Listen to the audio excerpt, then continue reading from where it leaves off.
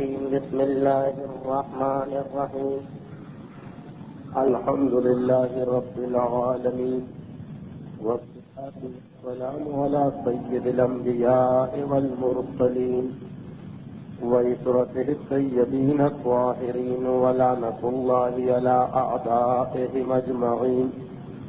أما بعد فقد قال الله الحكيم في كتابه الكريم: بسم الله الرحمن الرحيم. وَإِذْ يَمْكَرُ بِكَ الَّذِينَ كَفَرُوا لِيُثْبِتُوكَ أَوْ يَقْتُلُوكَ أَوْ يَخْرُجُوكَ وَيَمْكَرُونَ وَيَمْكَرُ اللَّهُ وَاللَّهُ خَيْرُ الْمَاكِرِينَ. سیرت پیغمبر اسلام کے سلسلے میں اس سے پہلے 53 تقاریر میں پیغمبر اسلام کی عمر کے 53 سالوں کے حالات بیان کیے گئے تھے، اور آج الحمدللہ یہ 54ویں تقریر ہے جو موجودہ سال کی 9ویں تقریر ہے، اور گزشتہ 4 مسلسل تقاریر ہجرت کے عنوان پہ ہو رہی تھی. اب وہ وقت قریب آ رہا ہے جس کا تذکرہ قرآن کریم کی اس آیہ مبارکہ میں کیا گیا کہ اے رسول اس وقت یاد کرو کہ جب یہ کفر اختیار کرنے والے اپنے منصوبے بنا رہے تھے، وَإِذْ يَمْكَرُ بِكَ، جب یہ لوگ تمہارے بارے میں اپنے منصوبے بنا رہے تھے،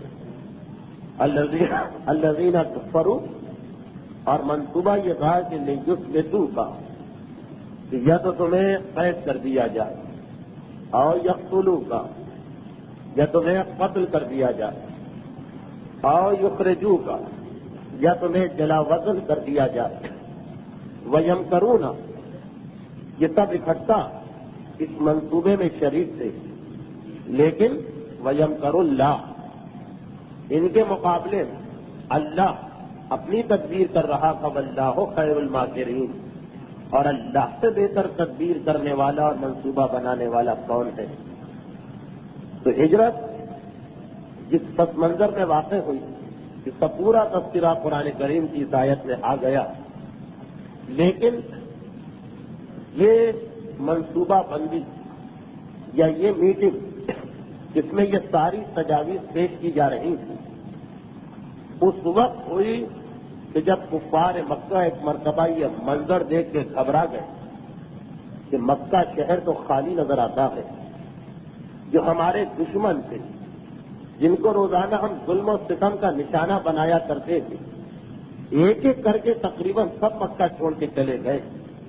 ایک مرتبہ گھبراہٹ و پریشانی ہوئی، اور یہ عین وہی ماحول ہے اس کا تذکرہ گزشتہ 4 تقاریر سے ہو رہا تھا کہ مدینے کے مسلمانوں کی جانب سے پیشکش ہوتی ہے، اور 3 سال متواتر مسلمانوں نے مدینہ مکے میں آہا کے پیغمبر اسلام کے ہاتھوں پر بیعت کرتے رہے. پہلے سال تو خیر خود پیغمبر ان کے پاس پہنچے مینا کے میدان میں، دوسرے اور تیسرے سال ان لوگوں نے پیشکش کی، اور تیسرے سال کی بیعت کے بعد پیغمبر نے تمام مکی مسلمانوں کو حکم دے دیا کہ اب تمہیں شہر مکہ چھوڑ کے چلا جانا ہے. اور وہ وقت قریب آ رہا ہے جس کے لیے پیغمبر اسلام معراج کے سفر کے بعد سے مسلمانوں کو ذہنی طور پہ تیار کر رہے تھے. ہجرت یعنی اپنے وطن کو چھوڑنا، اس سرزمین کو چھوڑنا کہ جہاں آباء و اجداد کی ہڈیاں دفن ہیں، اس مقام کو ترک کر دینا کہ جہاں انسان پیدا ہوا، اس کا بچپنا گزرا، اس کی جوانی گزری، جہاں اس کے دوست ہیں، جہاں اس کے رشتے دار ہیں، جہاں دکھ سکھ میں اس کے ساتھی ہیں، جہاں اس کی برادری ہے، جہاں اس کا قبیلہ ہے. آج بھی لوگوں کو خاصا مشکل لگتا ہے. 1400 سال پہلے کے عرب ماحول میں تو اس کو تقریباً موت کے برابر سمجھا جاتا تھا. قبائلی ماحول ہے عرب کا، قبیلے سے جدا ہونے والا اس جانور کی مانند ہوتا تھا کہ جو اپنے گلے یا ریوڑ سے بچھڑ گیا اور تمام جنگلی جانوروں کا نشانہ بن جاتا.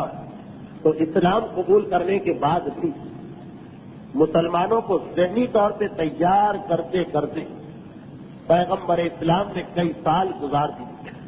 خصوصاً معراج کے سفر سے واپسی پر جو پیغمبر اسلام ایک دعا لے کے آئے اور جس دعا کو پیغمبر اکثر تلاوت کر رہے ہیں معراج اور ہجرت کے درمیان، رب ادخلنی مخرج صدق واخرجنی مخرج صدق واجعل لی من لدنک سلطانا نصیرا.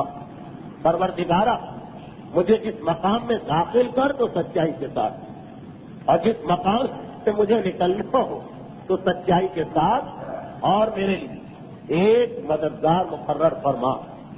یہ دعا جو سورہ بنی اسرائیل میں آئی ہے معراج کی رات پیغمبر کو دی گئی اور مسلسل اس کی تلاوت ہو رہی ہے تاکہ مکے کے مسلمان ذہنی طور پہ تیار ہو جائے کہ اگر سچائی کا معاملہ پیش آ جائے تو اپنے وطن کو چھوڑا بھی جا سکتا ہے اور اجنبی مقام داخل بھی ہوا جا سکتا.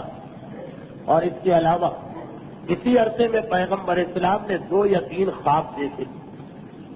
خواب رسول ایک قسم کی وحی ہوتا جس میں اکثر پیغمبر اسلام اپنے ساتھیوں کو، مسلمانوں کو یہ بتا رہے کہ کل رات کو میں سویا تھا تو میرے پروردگار نے کھجوروں والی ایک زمین مجھے دکھائی اور مجھے یہ پیغام ملا کہ ایک دن مجھے وہاں پہ جانا. 3-4 مرتبہ یہ خواب پیغمبر اسلام نے تکرار کے ساتھ مسلمانوں کو سنائے. کھجوروں والی سرزمین کیونکہ مدینہ اور مکے کے مسلمان تو مسلمان، کافر بھی جانتے ہیں کیونکہ مدینے سے آمد و رفت کا سلسلہ بہت زیادہ، اس لیے ذہنی طور پہ تیار کیا جا رہا. لیکن جب مدینے والوں نے مینا کے میدان میں تیسری مرتبہ پیغمبر اسلام کے ہاتھ سے بیعت کر لی تو اب پیغمبر کی طرف سے اس میں عام بلکہ حکم عام ہو گیا کہ جس مسلمان کے لیے مکہ چھوڑنا ممکن ہے اس کے لیے یہاں رہنے کی اجازت نہیں. اور آہستہ آہستہ ان کو پیغمبر اسلام نے ہجرت کروانا شروع کی. ترتیب پیغمبر نے اپنے ہاتھ میں رکھی کہ پہلے کون لوگ جائیں گے، کس طرح سے یہ لوگ جائیں گے، کیونکہ شروع میں اتنا آہستہ آہستہ مسلمانوں کو بھیجنا کہ ایک دم سے کفار مکہ کے کان کھڑے نہ ہو.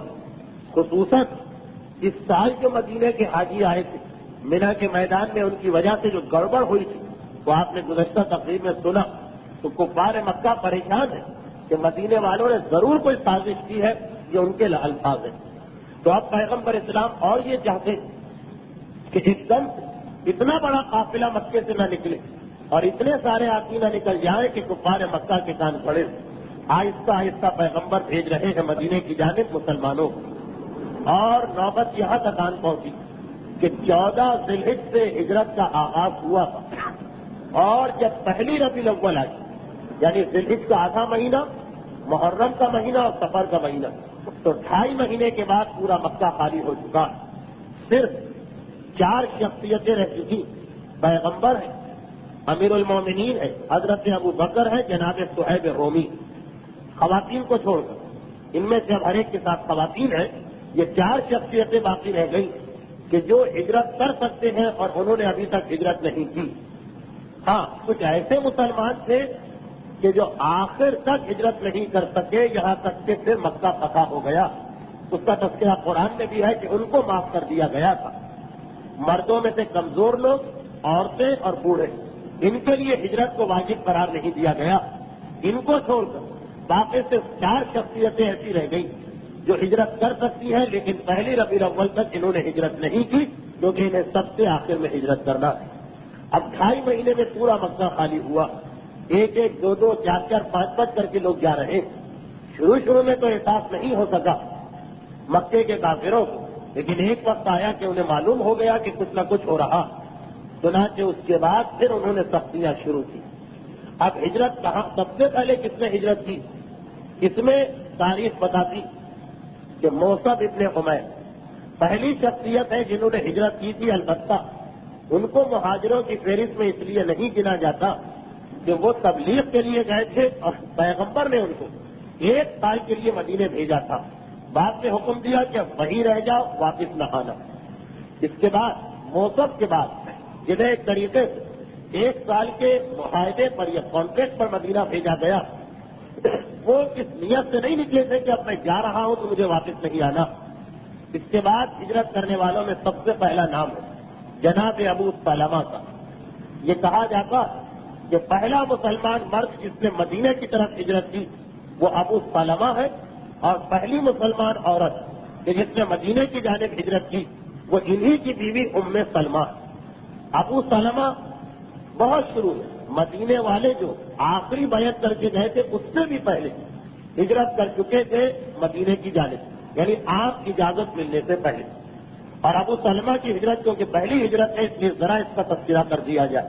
پہلی ہجرت اور آخری ہجرت کی ہم تفصیل بتائیں گے، باقی واقعات کی تفصیل میں جانے کا موقع نہیں۔ انشاءاللہ سیرت رسول کے بعد جب ہمارا ایک پرانا سلسلہ سیرت اصحاب شروع ہوگا وہاں اس صحابیوں کے حالات میں ہر ایک کی ہجرت کا تذکرہ بھی آئے گا۔ جناب ابو سلمہ جو حضرت ابو طالب کے بھانجے، پیغمبر اسلام بھتیجے ہیں ابو طالب کے، اور جناب ابو سلمہ جن کی بیوی ام سلمہ کے نام سے مومنین کرام بخوبی واقف ہے۔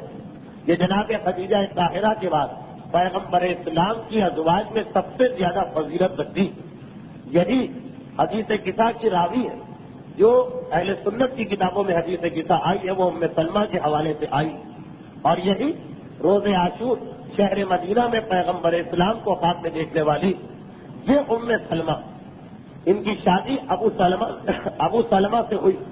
ابو سلمہ حضرت ابو طالب کی بہن جناب برہ کے بیٹے، ابتدا میں انہوں نے اپنی بیوی سمیت اسلام قبول کر لیا، اور عجیب یہ خاندان تھا کہ شوہر کی اتنی قریبی رشتہ داری پیغمبر اسلام کو کہ پیغمبر اسلام ابو سلمہ کے ماموں زاد بھائی، اور بیوی کی قریبی رشتہ داری ابو جہل سے کہ ابو جہل ام سلمہ کا چچا زاد بھائی۔ بہرحال شوہر اور بیوی نے اسلام قبول کر لیا، اور بالکل شروع میں جو حبشہ کی ہجرت ہوئی تھی پیغمبر نے ان کو وہاں بھیج دیا۔ ایک غلط اطلاع ہفتے میں پہنچ گئی کہ مسلمانوں اور کافروں میں مصالحت ہو گئی۔ یہ خبر سن کے ابو سلمہ اپنی بیوی کو لے کے واپس مکے میں آ گئے۔ جہاں پتا چلا کہ یہ جھوٹی خبر ہے۔ اب جو مسلمان واپس آئے تھے، کیونکہ یہ قانون کئی مرتبہ آیا کہ جو شخص ایک مرتبہ مکہ چھوڑ دیتا واپس آنے کے بعد اب اسے نیا ساتھی ڈھونڈنا پڑتا، ورنہ اس کی جان مال وغیرہ سب خطرے میں پڑ جاتی۔ جب تک کہ اپنا شہر نہ چھوڑو تمہارے خاندان کی ذمہ داری ہے تمہیں پناہ دینا۔ ایک مرتبہ شہر چھوڑ کے چلے گئے، اب جب واپس آؤ گے تو تمہارا خاندان بھی تمہارا ذمہ دار نہیں ہوگا۔ جب تک کہ اپنا کوئی دوست نہ ڈھونڈو جو اعلان کرے کہ یہ آنے والا میری پناہ میں ہے، اس وقت تک مکے شہر میں کوئی آدمی نہیں رہ سکتا، یعنی اس کا کوئی حق نہیں ہوگا۔ اس کے گھر میں چوری ہو جائے، ڈاکہ پڑ جائے، اسے قتل کر دے، کوئی پوچھنے والا نہیں، جو آدمی بغیر پناہ سے ہو۔ جب ابو سلمہ واپس آیا اور پتا چلا کہ اطلاع غلط تو بہت پریشان ہوئے۔ جناب ابو طالب ان کے سگے ماموں، ان کے خاندان نے تو منع کر دیا کہ تم چلے گئے، ہمارا تمہارا جو ایک قبائلی قانون کے مطابق رشتہ تھا وہ ختم ہو گیا۔ پہلے ہی ہمارے لیے تمہیں پناہ دینا مشکل ہو رہا تھا کیونکہ تم دین چھوڑ چکے ہو، لیکن خیر مکے کے قانون کی وجہ سے ہم مجبور تھے۔ اب تو تم نے خود اپنے پاؤں پہ کلہاڑی ماری، کیوں نکل گئے مکہ سے؟ لیکن جب یہ اطلاع جناب ابو طالب کو ملی، ایک مرتبہ انہوں نے خانہ کعبہ میں کھڑے ہو کے اعلان کیا کہ میرا بھانجا، میری بہن کا بیٹا اور اس کی بیوی یہ میری پناہ میں ہے۔ اس پر ابو جہل کو بہت غصہ آیا اور ابو طالب کے پاس پہنچا، کیا ابو طالب، ایک تو پہلے ہی تم نے اپنے بھتیجے ہم سے بچا کے رکھا ہوا، اور اب تم اپنے بھانجے کو بھی اپنی پناہ میں لے رہے، ہم تمہیں اختیار نہیں دیں گے کہ تم دو دشمنوں کو ایک وقت میں پناہ میں لے لو۔ ابو جہل کے تو دشمن ہے مسلمان، لیکن اس وقت ابو لہب کو ایک مرتبہ جوش آ گیا اور کہا تھا کہ اے ابو جہل، اس نے تو ابو جہل نہیں کہا اے عمر ابن ہشام، باقی تیری باتیں ٹھیک ہے لیکن اس بات کا خیال رکھنا کہ ابو طالب کی شان میں گستاخی میں برداشت نہیں کر سکتا، کیونکہ بہرحال وہ میرے قبیلے کا سردار ہے۔ جب ابو جہل نے یہ ماجرا دیکھا کہ ابو سلمہ کی خاطر ابو لہب جیسا دوست مجھ سے بگڑا جا رہا جو زیادہ اہم تھا ابو جہل کے لیے، تو کہا اچھا چھوڑو اس بات کو، اور ابو سلمہ ابو طالب کی پناہ میں آ گئے۔ اب ابو طالب کا انتقال ہو چکا ہے۔ ابو سلمہ ویسے ہی بہت پریشان ہے۔ جیسے ہی اطلاع ملی کہ مدینے والوں نے پیغمبر اسلام کے ہاتھ میں اسلام قبول کر لیا، تو انہوں نے اپنی بیوی سے کہا کہ ہمیں یہاں سے نکل چلنا چاہیے، ہم تو پناہ کی تلاش میں، ماموں کے انتقال کے بعد کوئی مددگار بھی نہیں رہا ظاہری طور پر۔ شوہر اور بیوی میں یہ بات طے پا گئی اور دونوں ایک مرتبہ مکے سے نکلتے۔ جس وقت یہ بات جناب ام سلمہ کے میکے والوں کو پتا چلی، جو ابو جہل کی فیملی، تو ایک مرتبہ وہ دوڑ کے آئی اور مکے کی سرحد سے ان دونوں کو پکڑ لیا اور کہا ابو سلمہ سے کہ خیر ہمارا تم پر تو کوئی اختیار نہیں، لیکن یہ لڑکی تو ہماری بیٹی، ہم یہ برداشت نہیں کر سکتے کہ سر بدر کی ٹھوکریں کھاتی پھرے۔ پہلے بھی ایک مرتبہ تم ہماری بیٹی کو لے کے چلے گئے تھے اور اس کو اتنا پریشان کیا تھا، اب دوبارہ ہم یہ منظر نہیں دیکھ سکتے، تم جہاں تمہارا دل چاہے چلے جاؤ، مگر ہماری بیٹی فالتو نہیں ہے کہ ہم تمہارے ساتھ جانے دیں۔ یہ کہہ کے زبردستی جناب ام سلمہ کو روک لیا۔ اب ان کے والد ہیں، ان کے بھائی ہیں، چچا ہیں، ماموں ہیں، سارے خاندان والے۔ ابو سلمہ نے دیکھا کہ بڑا مشکل مرحلہ ہے، ان کا بیٹا جس کا نام سلمہ، جس کی وجہ سے یہ ابو سلمہ کہلاتے ہیں اور وہ ام سلمہ کہلاتی، وہ بھی بہت چھوٹا تھا۔ یہ منظر اس نے دیکھا، ماں کی گود میں تھا، رونے لگا۔ ابو سلمہ کے لیے بڑا نازک وقت ہے۔ ایک طرف ایمان کا تقاضا ہے کہ مکہ چھوڑ کے نکل جاؤ تاکہ دین پہ عمل کرنے میں پریشانی نہ ہو، دوسری طرف بیٹے اور بیوی کی محبت جو کہہ رہی ہے کہ رک جاؤ، اور جو مصائب مکے میں آتے اور مصائب تو کوئی پریشان کرنے والے نہیں تھے، مگر قرآن نہیں پڑھ سکتے، نماز نہیں پڑھ سکتے، عبادات نہیں کر سکتے، تو ٹھہر جاؤ یہاں پہ اور بیوی اور بچوں کو نہ چھوڑو۔ آخر ایمان کی کشش غالب آئی، کہا ٹھیک ہے تم لے جاؤ اپنی بیٹی کو، لیکن میں ہجرت کر کے رہوں گا، اور یہ کہہ کے نکل گئے۔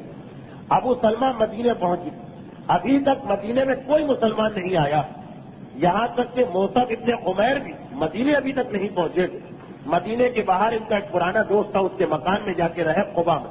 اب تو قبا خود مدینہ بن گیا، لیکن اس وقت کی بات ہے کہ جب قبا ایسا تھا جیسے آج کراچی سے ٹھٹا یا گھارو، کہ مدینے سے باہر کی ایک بستی، وہاں جا کے رہ گئے۔ ادھر ام سلمہ، یہ تو تھے اسلام کے پہلے مہاجر مدینہ، اور ام سلمہ ہے پہلی مہاجرہ مدینے والی، پہلی خاتون۔ ام سلمہ کہہ رہی کہ میرے رشتہ دار مجھے لے کے آئے، میں روتی رہی، چیختی رہی، پکارتی رہی کہ مجھے میرے شوہر کے ساتھ جانے دو، مگر میرے میکے نے اسے اپنی عزت کا اور ناک کا مسئلہ بنا لیا تھا۔ لیکن مجھ پر ظلم ہوا کہ جیسے ہی میرا قبیلہ مجھے لے کے پہنچا واپس، میرے شوہر کا قبیلہ آ گیا، اور اس نے ایک مرتبہ ہمارے قبیلے سے جھگڑا کیا کہ اگر تم نے اپنی بیٹی کو لے لیا مگر اس کا بیٹا وہ تمہارا نہیں، نسل تو باپ پہ چلتی، وہ تو ہمارے قبیلے کا شخص ہو گیا، اس کا باپ نکل گئے، مگر بہرحال تھا تو ہمارے قبیلے، یہ بیٹا ہمارا، ہم اگر تم نے اپنی بیٹی ہمارے قبیلے کے ایک آدمی سے الگ کر دیا تو ہم بھی اپنے قبیلے کے بچے کو تمہارے یہاں نہیں رہنے دیں گے۔ یا رب کا قانون ہے کہ اختیار تھا ان کو، چنانچہ زبردستی ام سلمہ کی گود سے ان کے بچے کو چھینا گئے، بچہ ایک اور قبیلے میں چلا گیا۔ ام سلمہ اپنے میکے میں آ گئے اور شوہر ابو سلمہ سینکڑوں میل دور مدینے میں پہنچ چکے۔ ام سلمہ کہتی ہے کہ میں بہت گھبرا رہی، اب دن رات میں روتی رہتی۔ ابو جہل فرسٹ کزن ہے، چچا جان بھائی، اس کے تانے، اس کا مذاق اڑانا، اور اب میرا ایک ہی کام ہو گیا کہ میکے میں میرا دل نہیں لگتا، میں مکے کے باہر کی پہاڑی پہ جا کے بیٹھ جاتی ہوں اور صبح سے شام تک روتی رہتی ہوں، کبھی مجھے بچہ یاد آتا ہے، کبھی مجھے شوہر یاد آتا، یہاں تک کہ تقریباً 1 سال اس طرح روتے روتے گزرا مجھے۔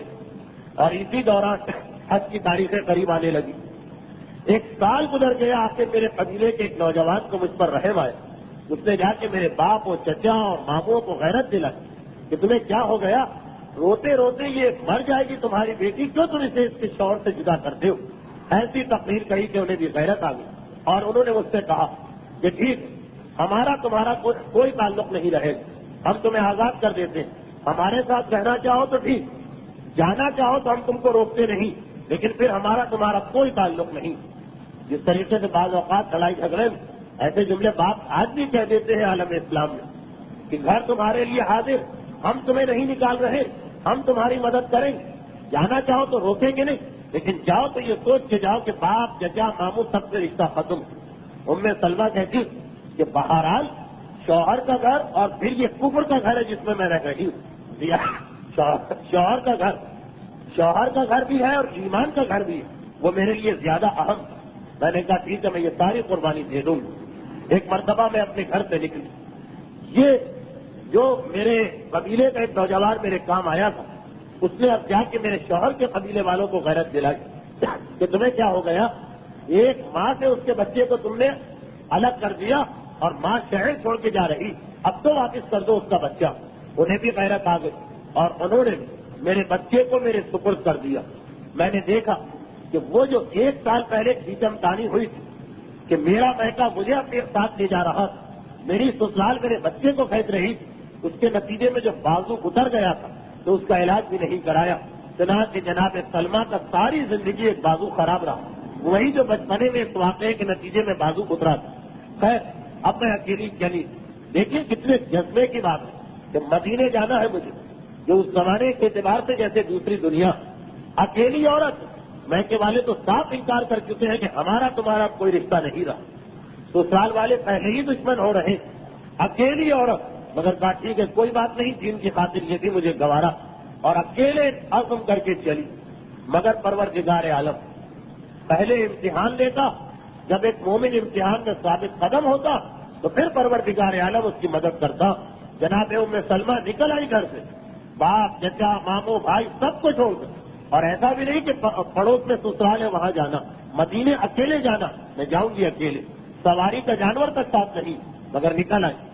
اب مدینے کے باہر ایک جگہ ہے تنعیم، تنعیم یہ وہ مقام ہے کہ جہاں پہ آج اگر کوئی آدمی مکے پہنچ کر عمرہ کرنا چاہتا، ایک سبھی عمرہ کرنے کے بعد تو وہیں تنعیم سے احرام پہنتے ہیں، جسے مسجد عمرہ بھی کہتے ہیں، مسجد عائشہ بھی کہتے ہیں، تنعیم بھی کہتے ہیں۔ یہ مدینے کے راستے پہ مکے کی آخری سرحد، جب امام مظلوم کربلا جا رہے تھے تو مکے سے نکل کے پہلا قیام بھی امام نے یہی کیا تھا۔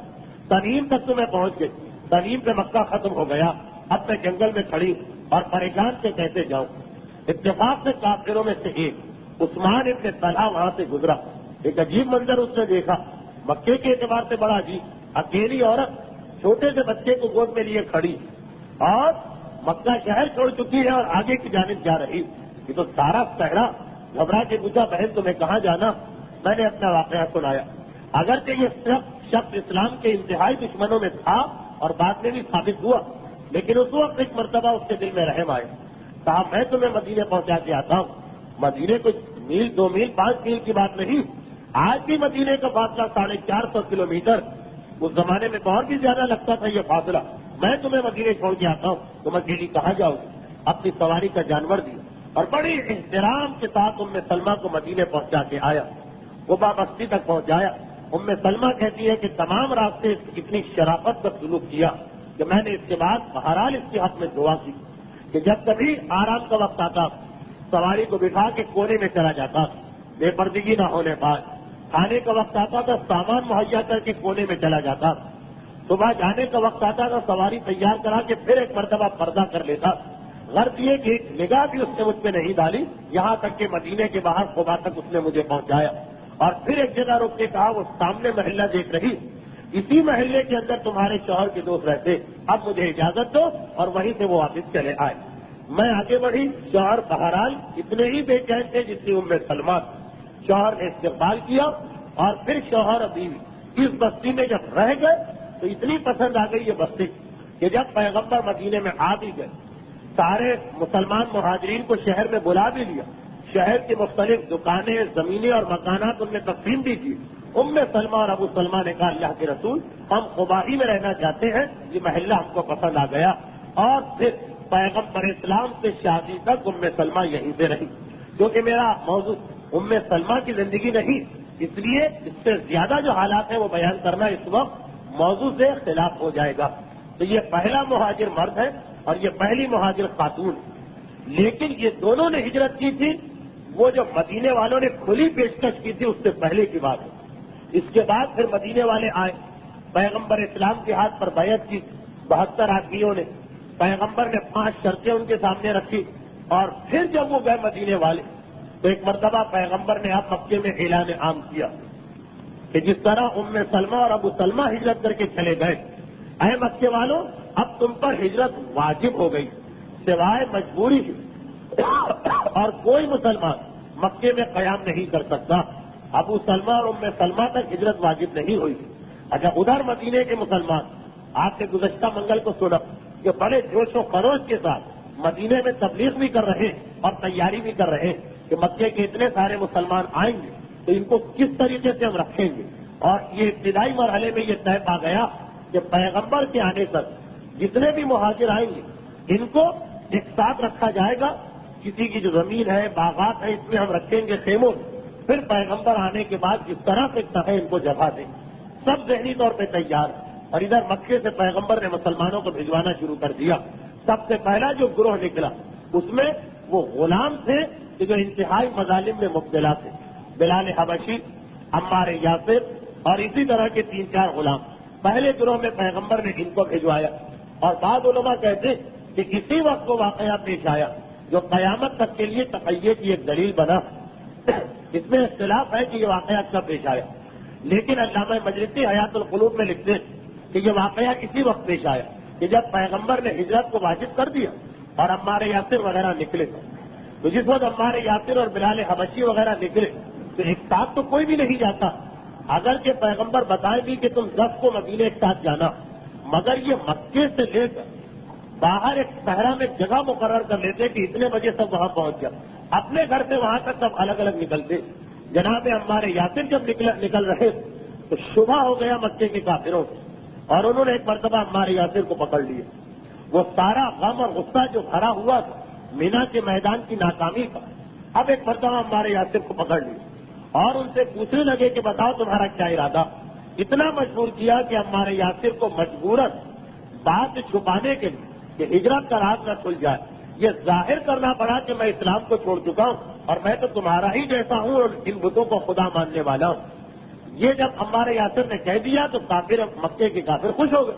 یہ پہلا واقعہ تھا مکے کی سرزمین میں کہ ان کو ایک کامیابی ملی کہ ایک مسلمان واپس ہمارے درمیان آ گیا. اور عمار یاسر نے یہ قربانی دی ہجرت کا راز چھپانے کے لیے اور وہاں سے مدینے آ گئے. اب علامہ مجلسی لکھتے کہ جب پیغمبر اسلام مدینے میں پہنچی تو وہاں پیغمبر اسلام نے ایک شور سنا، ایک افواہ کہ بھائی عمار تو کافر ہو چکے. پیغمبر اسلام نے ایک مرتبہ تحقیق کی تھی یہ بات کہاں سے شروع ہوئی.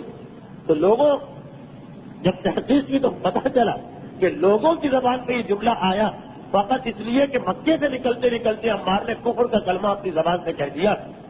اور عمار یاسر کے بارے میں بھی جب یہ شور زیادہ بلند ہو گئے تو عمار یاسر بھی ایک دن روتے ہوئے مسجد النبوی میں آئے. اللہ کے رسول میں کیا کروں، اس مجبوری کی وجہ سے میں نے کلمہ کفر پڑھا ورنہ ہجرت کا راز کھل جاتا.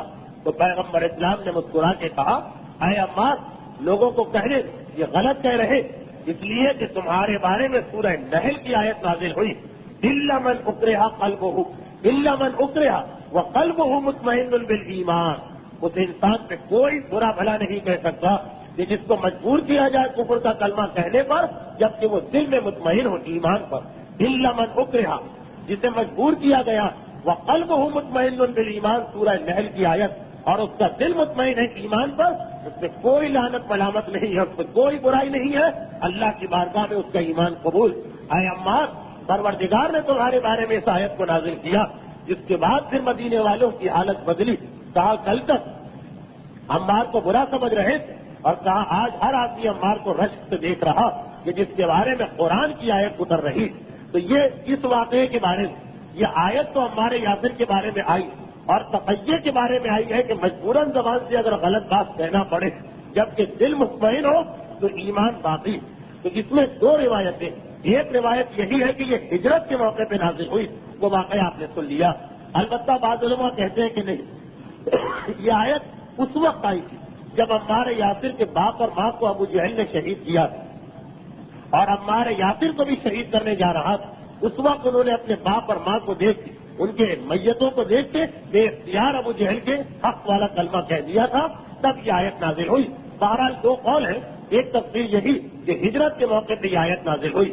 یہ پہلا گروہ تھا عمار یاسر کا کہ جو غلاموں کا گروہ ہے اور ہجرت کر کے مدینے گئے. اب ہر ہفتے 15 دن کے بعد کبھی 10 آدمی کبھی 7 آدمی کبھی 15 آدمی کبھی 20 آدمی ایک ایک کر کے مکہ چھوڑ کے جا رہے. اور 3 تو خاندان ایسے ہیں مکے میں پورے قبیلے جو پورا قبیلہ مکے کو چھوڑ کے چلا گیا جن میں سب سے نمایاں خاندان جہش مکے کا ایک مانا ہوا خاندان تھا.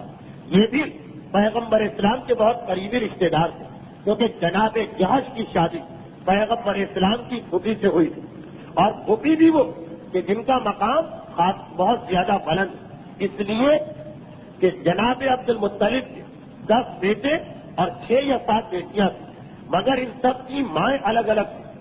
صرف ابو طالب، جناب عبداللہ اور جناب امیمہ، یہ 3 بہن بھائی ایسے تھے کہ جن کی ماں بھی ایک تھی اور باپ تو ایک ہی تھے، عبد المطلب. تو یہ جناب امیمہ حضرت عبداللہ اور حضرت ابو طالب کی سگی بہن ہوئی، ماں کی طرف سے بھی. ان کی شادی ہوئی تھی جناب جہش سے. تو خاندان جہش پیغمبر اسلام سے بہت قریب تھا. پیغمبر کی پھوپھی اور سگی پھوپھی، باقی پھوپھیاں کہ جن سے ماں کا رشتہ نہیں تھا، جناب عبداللہ کی سگی بہنیں نہیں تھی، سوتیلی بہنیں تھیں، ایک ہی بہن سگی تھی، اور ان کی شادی جناب جہش کیا ہوئی. تو یہ سارا خاندان پیغمبر کے بہت قریب تھا، اور بالکل شروع میں انہوں نے اسلام قبول کیا تھا. مگر ہجرت کے اعلان کے بعد یہ پورا خاندان اپنی جائیداد چھوڑ کر، دیکھیے 1 آدمی 2 آدمی جاتا تھا ہجرت کر کے، اس کی جائیداد محفوظ رہتی تھی، کیونکہ وہ گیا ہے، اس کا بھائی موجود ہے، باپ موجود ہے، کافر صحیح لیکن بہرحال اس کے رشتے دار ہیں. یہ 3 قبیلے ایسے تھے کہ پورے قبیلے مکہ چھوڑ کے چلے گئے. تو ان کی زمینیں، ان کے مکانات، ان کی دکانیں، ان سب پہ کفار مکہ نے قبضہ کر لیا. اور کیونکہ عبداللہ ابن جہش کا خاندان ایک قابل احترام خاندان تھا مکے میں، تو تاریخ بتاتی کہ ہجرت کی کہ انہی واقعات کے دوران عقبہ، ابو جہل اور جناب عباس، رسول کے وہ چچا جو اپنے ایمان کو چھپائے ہوئے، وہ ایک مرتبہ ٹہلتے ہوئے جا رہے ہیں مکے کی گلیوں سے. جناب عباس کا زیادہ اٹھنا بیٹھنا انہیں کفار مکہ کے ساتھ تھا. ایک مرتبہ ٹہلتے ٹہلتے ان کا گزر ہوا قبیلہ جہش کے محلے سے، پورا محلہ تھا، اس محلے سے گزرے تو عقبہ نے یہ منظر دیکھا، اس کی آنکھوں میں آنسو آ گئے. تاکہ افسوس کیسی تباہی اس قبیلہ جہش پر آئی. ہمارا اتنا پرانا دوست، ہمارا اتنا گہرا ساتھی، اور وہ پورا خاندان یہاں سے چلا گیا. عقبہ یاد کر رہا اور ابو جہل کہہ رہا، مگر یہ بھی تو دیکھو، یہ جو عباس ہے یہ سب اس کے بھتیجے کے کرتوت ہیں. وہ سبب بنا کہ اس نے ہمارے دوستوں کو ہم سے جدا کر دیا. افسوس تو کر رہے ہیں، مگر اس افسوس سے زیادہ عباس کے بھتیجے کے بارے میں سوچو کہ جس نے کتنی بڑی بغاوت ہمارے دوستوں میں اور ہمارے درمیان ڈلوا دی. تو یہ کیفیت کہ کفار مکہ کی آنکھوں میں آنسو آ رہے، ایسے ایسے خاندان اجڑ کے گئے. اب جناب عبداللہ جہش کے بارے میں 2-3 جملے میں سنا دوں، کیونکہ ان کی شخصیت خاصی اہم شخصیت ہے. یہ عجیب خاندان، عجیب کا مطلب یہ ہے کہ اتنا محترم خاندان کہ تمام بڑے بڑے خاندانوں سے ان کا رشتہ. آپ نے سنا کہ یہ پیغمبر اسلام کی پھوپھی کے بیٹے، یہ پورا خاندان. اور عبداللہ ابن جہش یہ 3 بھائی تھے اور 3 بہنیں تھیں. 3 بھائی اور 3 بہنیں. سب سے بڑے عبداللہ ابن جہش تھے. ان کے چھوٹے بھائی عبید اللہ ابن جہش تھے، جن کی شادی ام حبیبہ سے ہوئی تھی، ابو سفیان کی بیٹی. یعنی ایک طرف ان کا اس خاندان کا تعلق پیغمبر سے کہ پیغمبر کی پھوپھی ذات بہن، پیغمبر کی پھوپھی اس خاندان میں بیاہی گئی. دوسری طرف ابو سفیان کی 2 بیٹیاں اس خاندان میں آئی. دونوں بھائیوں سے، عبداللہ ابن جہش کو چھوڑ ان کے دونوں بھائیوں سے ابو سفیان کی 2 بیٹیوں کی شادی ہوئی. ایک ام حبیبہ، اور یہ ام حبیبہ وہی جو عبداللہ جہش کے چھوٹے بھائی کے ساتھ حبشہ گئی تھی. وہاں ان کے شوہر عیسائیوں کا ماحول دیکھ کے شراب نوشی کا شوق ہوا، اور شراب کے نشے میں عیسائی بن گئے، مرتد ہو گئے. ام حبیبہ نے اپنے شوہر کو چھوڑ دیا اور بہت پریشان کہ باپ ابو سفیان جو اس وقت جانی دشمن ہو رہا ہے پیغمبر اور مسلمانوں، ایک شوہر پہ سہارا تھا، وہ عیسائی بن گیا. چنانچہ ام حبیبہ نے کہا کہ جس اسلام کی خاطر میں اپنے باپ کو چھوڑ کے آئی تو میں اپنے شوہر کو بھی چھوڑ دوں گی. شوہر سے الگ ہو گئی، اور شوہر جب انتقال کر گیا حالت ارتداد میں، یہ غالباً واحد مثال کہ مسلمان ہو کے دوبارہ کافر بنا، لیکن بت پرست نہیں بلکہ عیسائی. پھر جناب ام حبیبہ کے لیے پیغمبر کا خصوصی پیغام آیا. تو عبداللہ جہش کے 3 بھائی تھے، 3 بھائی، ایک کا تو یہ انجام ہوا. اب 2 بھائی بچے، ایک عبداللہ جہش اور ایک ان کے چھوٹے بھائی جن کا نام ابو حمد ہے. انہی ابو حمد سے ابو سفیان کی دوسری بیٹی رفاعہ کی شادی ہوئی تھی. یہ تفصیل میں اس لیے بتا رہا ہوں کہ ابھی ایک واقعہ آ رہا. اور عبداللہ جہش کی 3 بہنیں تھیں، جن میں ایک بہن کی شادی موسیٰ ابن عمیر سے ہوئی تھی، جو اپنے شوہر کے ساتھ مدینے نہیں گئی، شوہر گئے تھے مدینہ، ان کی بیوی کو لے کر خود عبداللہ جہش جب گئے تھے تو موسد کی بیوی کو اپنے ساتھ لے کے گئے تھے، یعنی اپنی سگی بہن کو، جن کا نام حمنا تھا، اور ان کی ایک دوسری بہن تھی زینب، جن سے بعد میں پیغمبر کی شادی ہوئی۔ پہلے پیغمبر نے اپنے غلام زید بن حارثہ سے شادی کی، شوہر اور بیوی میں اختلاف ہوا، طلاق ہوئی، اور پھر پیغمبر کی شادی ہوئی۔ وہ یہی بہن تھی جناب عبداللہ ابن جہش۔ تو پیغمبر سے ان کا جوڑا رشتہ، پیغمبر کے پھپھیزاد بھائی بھی ہیں اور پیغمبر کے برادر نسبتی یعنی سالے بھی ہیں۔ اور ان کا ایک جملہ ایسا ہے کہ جو پیغمبر کو انتہائی پسند آئے۔ جنگ احد شروع ہونے سے ایک دن پہلے کی بات ہے، 7 شوال کو احد کی لڑائی ہوئی۔ 6 شوال کی بات ہے کہ مسلمان تیاری کر رہے ہیں کہ کل ہمیں کافروں سے مقابلہ کرنا۔ سب مسجد النبوی میں اعمال کے لیے جمع ہوئے کہ کل ہمیں لڑنے کے لیے جانا، یا مارے جائیں گے یا ماریں گے۔ تو ایک مرتبہ، آخری مرتبہ عبادت کر لو مسجد النبوی میں، یہ کام طریقہ تو سارے مسلمان یہاں جمع ہوئے۔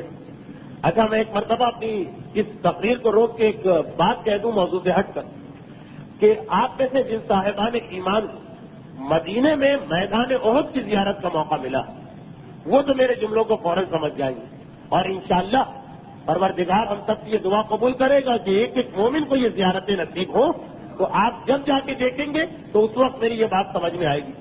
میدان احد میں جو لوگ جا چکے، اور اگر آپ کبھی تصویر دیکھیں تب بھی، میدان احد میں 70 مسلمان شہید ہوئے تھے۔ پیغمبر نے ان کی لاشوں کو دفن کرتے وقت ایک عجیب طریقہ اختیار کیا، اور وہ بہت سے لوگوں کی سمجھ میں نہیں آتا، کیونکہ یہ تاریخ نہ کوئی پڑھتا ہے نہ کوئی سنتا، کہ پیغمبر نے اپنے چچا جناب حمزہ کی میت کو الگ دفن کیا۔ وہ پورا ایک احاطہ بنا ہے جس میں جناب حمزہ الگ، اور باقی جتنے احد کے شہید ہیں، گنجے شہیدہ ہیں، سب اس کے اندر 2 احاطے ہیں وہاں پہ، یعنی 2 کمپاؤنڈ ہیں، ایک میں سارے شہدائے احد اور ایک میں پیغمبر کے چچا۔ لیکن جناب حمزہ کا نام تو ہر ایک کو معلوم ہے، اس لیے یہ بات سمجھ میں آ جاتی۔ لوگ پریشان اس وقت ہوتے جب دیکھتے ہیں کہ جناب حمزہ کی قبر جہاں پہ، وہاں ایک اور قبر بالکل ملی ہوئی، جناب حمزہ کی قبر کے ساتھ ایک قبر اور ہے جو بالکل ملی ہوئی ہے، یعنی قبر سے قبر ملی ہوئی ہے، بیچ میں ذرا کا فاصلہ بھی نہیں۔ اور وہاں پہ بتایا جاتا ہے کہ دیکھیے یہ سیدھے ہاتھ کی قبر جناب حمزہ کی ہے اور الٹے ہاتھ کی قبر عبداللہ ابن جہش کی۔ تو وہاں لوگ سوال کرتے ہیں کہ عبداللہ ابن جہش کون تھے؟ کہ پیغمبر نے سارے شہدائے احد کو ایک جگہ دفن کیا، خیر جناب حمزہ کو الگ دفن کیا تو بات سمجھ میں آ جاتی کہ وہ سید الشہداء بھی تھے اس وقت، اور پیغمبر کے چچا بھی تھے، اور اسلام کی سب سے عظیم شخصیت تھے اس دور میں کہ جنہوں نے شہادت کا مرتبہ حاصل کیا۔ یہ عبداللہ ابن جہش سمجھ میں نہیں آتے کہ باقی شہداء سے نکال کے پیغمبر نے یہاں جو دفن کیا، اور بہت بڑی جگہ، بہت بڑا احاطہ ہے جس میں یہ 2 قبریں۔ تو اس کی ایک وجہ، پیغمبر نے ان کی رشتے داری تو کی ہی، پیغمبر کے یہ حفیظات بھائی ہیں، اس کا مطلب ہوا کہ جناب حمزہ کے تو سگے بھانجے، جناب حمزہ کی بہن کے بیٹے۔ لیکن ایک اور سبب تھا جس کی وجہ سے پیغمبر نے ان کو باقی شہدائے احد کے مقابلے میں ایک ترجیح دی، وہ یہ ہے کہ جنگ احد سے ایک دن پہلے 6 شوال کو سارے مجاہدین جو کل جانے والے مسجد النبوی میں جمع اور عبادت ہو رہی، اور ٹکڑے ٹکڑوں میں کچھ لوگ یہاں، کچھ وہاں، کچھ وہاں، کچھ وہاں بیٹھے۔ عبداللہ ابن جہش اور ایک اور صحابی، یہ 2 ایک ساتھ عبادت کر رہے کہ ایک مرتبہ دعا کا وقت آیا۔ ان صحابی نے دعا مانگی کہ پروردگارا، کل اسلام کے خاطر ہمیں لڑنے جانا، مجھے اتنی طاقت عطا فرما کہ جو دشمن میری تلوار کے نیچے آئے، تیرے دین کا دشمن، تیرے رسول کا دشمن، وہ میرے ہاتھ سے مارا جائے، کوئی دشمن باقی نہ بچے۔ یہ دعا مانگی۔ عبداللہ ابن جہش نے کہا آمین۔ اب عبداللہ ابن جہش کی دعا شروع ہوئی۔ بہترین دعا پیغمبر نے اس کو قرار دیا، جن دعاؤں کی پیغمبر نے تعریف کی ان میں سے ایک دعا کیا شروع کی انہوں نے، پروردگارا، یہ مجھے پتا کہ کل ہم میدان میں لڑنے جا رہے، مگر اپنے حبیب اور اپنے دین کو بچانے والا تو تو ہی، یعنی ہم جو جا رہے ہیں تو ایسا نہیں کہ اگر ہم نہ جائیں تو اسلام ختم ہو جائے گا، دین کو اور حبیب کو تو بچائے گا۔ میری تمنا یہ، پہلا مجاہد تمنا کر رہا کہ مجھے اتنی طاقت عطا فرما کہ جو کافر میری تلوار کے نیچے آئے مارا جائے۔ عبداللہ کہہ رہے پروردگارا، یہ مجھے یقین ہے کہ اپنے دین اور حبیب کو تو بچا لے گا، تو میری تمنا یہ کہ کل ایسے کافر سے میرا مقابلہ کرا دے کہ جو مجھ سے زیادہ طاقتور اور وہ مجھے شہید کر دے اور اپنی تلوار سے میرے جسم کے 70 ٹکڑے کر دے اور اس کے بعد میرے کان اور میری ناک کو کاٹے اور میرے لاشے کو پامال کرے، تاکہ جب میں تیری بارگاہ میں پہنچوں اور تو سوال کر کہ اے میرے بندے تیری یہ حالت کیا ہے، تو میں کہوں پروردگارہ صرف تیری خاطر میں نے یہ قربانی دی، اور تو کہے کہ اے میرے بندے تو نے اپنے وعدے کو اور عہد کو پورا کیا۔ اگلا دن آیا، دیکھیے ایک کی دعا یہ ہے کہ میرے ہاتھ سے ہر کافر مارا جائے، دوسرے کی دعا یہ کہ بھائی اسلام اور رسول تو بچ کے رہیں گے، وہ ہمارے محتاج تو ہے نہیں، تو ہم زندہ کیوں آئے، ہمیں شہید ہو کے آنا۔ اگلا دن آیا میدان احد، جب مسلمان فرار اختیار کر رہے تھے تو چند لوگ جن کے قدم جمے تھے ان میں ایک عبداللہ ابن جہش تھے، تلوار ٹوٹ گئی، پیغمبر نے ان کو کھجور کی ایک چھڑی دی کہ اس سے مقابلہ کرو، کھجور کی چھڑی اور دشمنوں کا مقابلہ۔ اچھا عبداللہ ابن جہش کو اتنا یقین تھا اپنی دعا کہ جنگ شروع ہونے سے پہلے بھی میدان میں پہنچ کے کہا کہ اے مسلمانوں، آج شام کو میرے جنازے پہ نماز ضرور پڑھنا، اور جس وقت میری ناک اور میرے کان کو کٹے ہوئے دیکھنا تو مجھے مبارکباد دینا۔ اتنا یقین تھا ان کو کہ میرا پروردگار میری دعا قبول کرے گا۔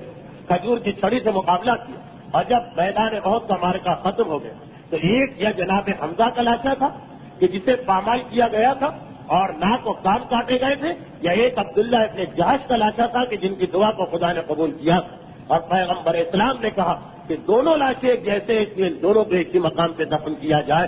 اب یہ دعا اس کے بعد عام حالات میں ایسی دعا شاید بری ہو کہ انسان اپنی موت کی تمنا کرے، لیکن مقام جہاد پر اس دعا کی تعریف کی گئی کہ شہادت کی دعا اور خدا نے ایسی قبول کی۔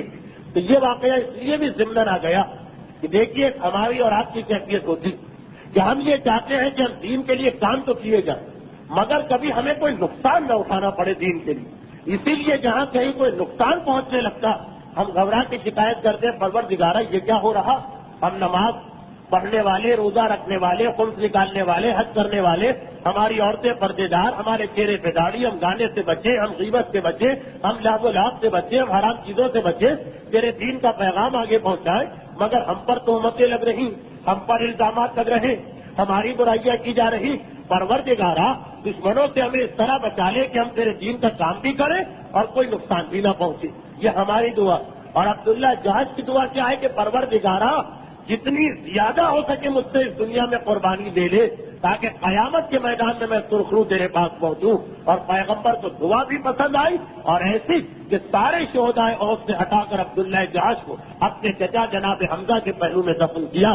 آج بھی مدینے میں آپ جائیں تو یہ قبریں گواہی دے رہی کہ دین کی خاطر دعا یہ نہیں ہونا چاہیے کہ کوئی نقصان نہ ہو، دین کی خاطر دعا یہ ہونا چاہیے کہ زیادہ سے زیادہ قربانیاں دینا پڑے، اپنے کسی کام کے لیے کبھی کوئی قربانی نہ دے، دین کی خاطر ہم سے قربانی دی جائے۔ ہاں یہ مطلب نہیں کہ اس کے لیے انسان اپنے آپ کو خودکشی میں ڈال دے یا جان بوجھ کے ایسا طریقہ اختیار کرے کہ لوگ تہمتیں لگائیں، لوگوں کو دعوت دے کہ آپ بیل مجھے مار، یہ نہیں، لیکن صحیح طریقے سے بھی جب تبلیغ کرے، الزامات، تہمتیں، مذاق، گھر والوں کی ناراضگی، پڑوسیوں کی ناراضگی، یہ سارے تو تمغے ہیں ایک مسلمان کے لیے کہ میرا عمل بارگاہ الہی میں قبول ہو رہا۔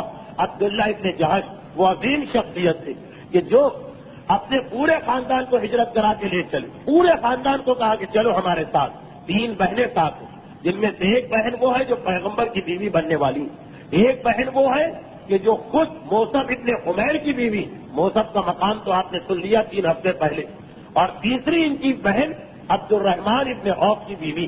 یہ شخصیت کی تاریخ میں خاصی مشہور، تینوں بہنیں بڑے بڑے گھرانوں میں، بڑے گھرانوں سے مقصد مالدار نہیں یعنی عزت والے گھرانوں میں، اور خود ان کے 2 بھائیوں کی شادی ابو سفیان کی 2 بیٹیوں سے ہوئی، ایک بھائی تو پہلے چلے گئے تھے حبشہ، اور باقی 2 بھائی اور 3 بہنیں، 5 آدمیوں کا قافلہ چلا، عزت والا گھرانہ، خاصی ان کی جائیداد، وہ ساری جائیداد چھوڑ کے گئے۔ اور یہ واقعہ میں نے خاص وجہ سے پڑھا، جب یہ لوگ یہاں سے چلے گئے تو اب یہ جو جائیدادیں خالی بچ رہی تھیں ان کا کیا ہوتا تھا، جس کو موقع ملتا تھا کوئی بہانہ بنا کے قبضہ کر لیتا تھا۔ چنانچہ خاندان جہش پر کہ جس کے اجڑے ہوئے محلے کو دیکھ کر عقبہ جیسے دشمن کی آنکھوں میں آنسو آ گئے، خاندان جہش کی جو جائیداد خالی ہو تو ابو سفیان نے آ کے قبضہ کیا اور کہا یہ کہ جو یہ میری بیٹی کی جائیداد بھی اس کے اندر، میری بیٹی کی شادی ہوئی عبداللہ ابن جہش کے بھائی سے، وہ میری بیٹی کو لے کے گیا، اس کا بھی اس میں حصہ، میرے داماد کا، میری بیٹی کا، اس لیے یہ سب میرا حق بنتا۔ یعنی ایک داماد کے حصے کی وجہ اس نے پورے خاندان جہاز کی جائیداد پہ قبضہ کر لیا.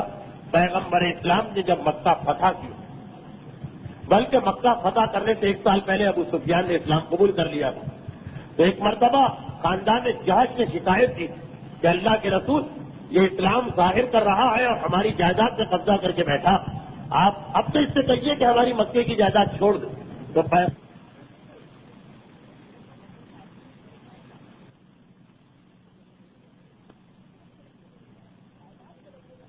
جائیداد کے بدلے میں خدا تمہارے لیے جنت میں جائیداد بنا رہا.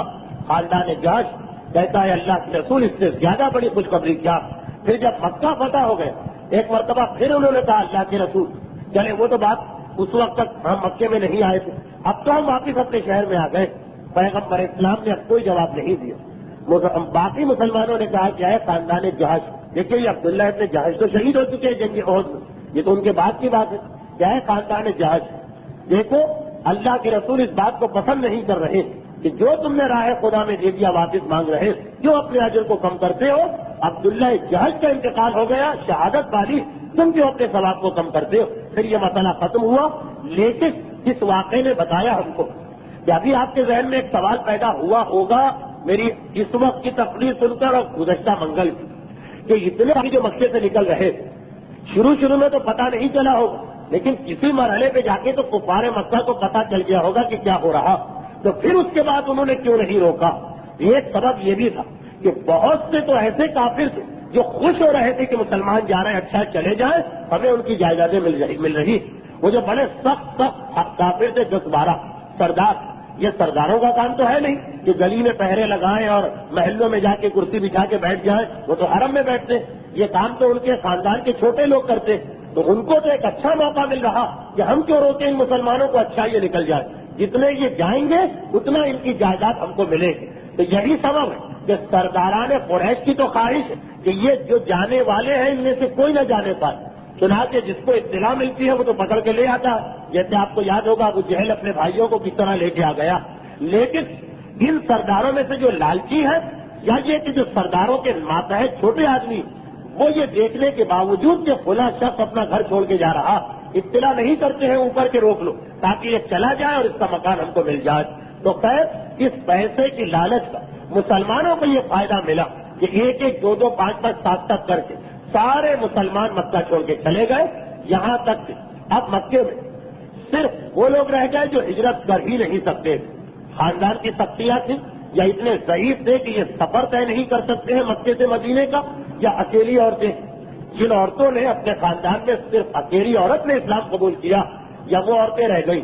باقی سارے کے سارے مسلمان مکہ چھوڑ کے جا چکے.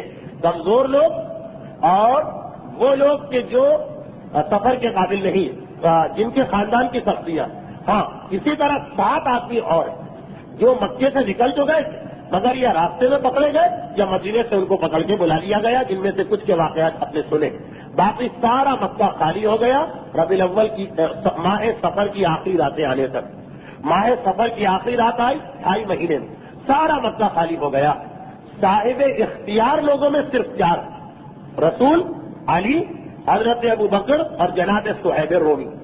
جناب صہیب رومی نے چونکہ حضرت ابو بکر سے یہ طے کیا ہوا تھا کہ جب تم جاؤ گے تو میں تمہارے ساتھ جاؤں گا، اکیلے تو کوئی نہیں جا رہا، قافلے بنا کے جا رہے، 2 کا قافلہ، 4 کا قافلہ، 7 کا قافلہ، ان دونوں میں یہ طے ہوا تھا. اور رسول خدا اور امیر المومنین تو خیر آخر میں ہی ان کو جانا تھا. باقی سارا کے سارے مسلمان چلے گئے.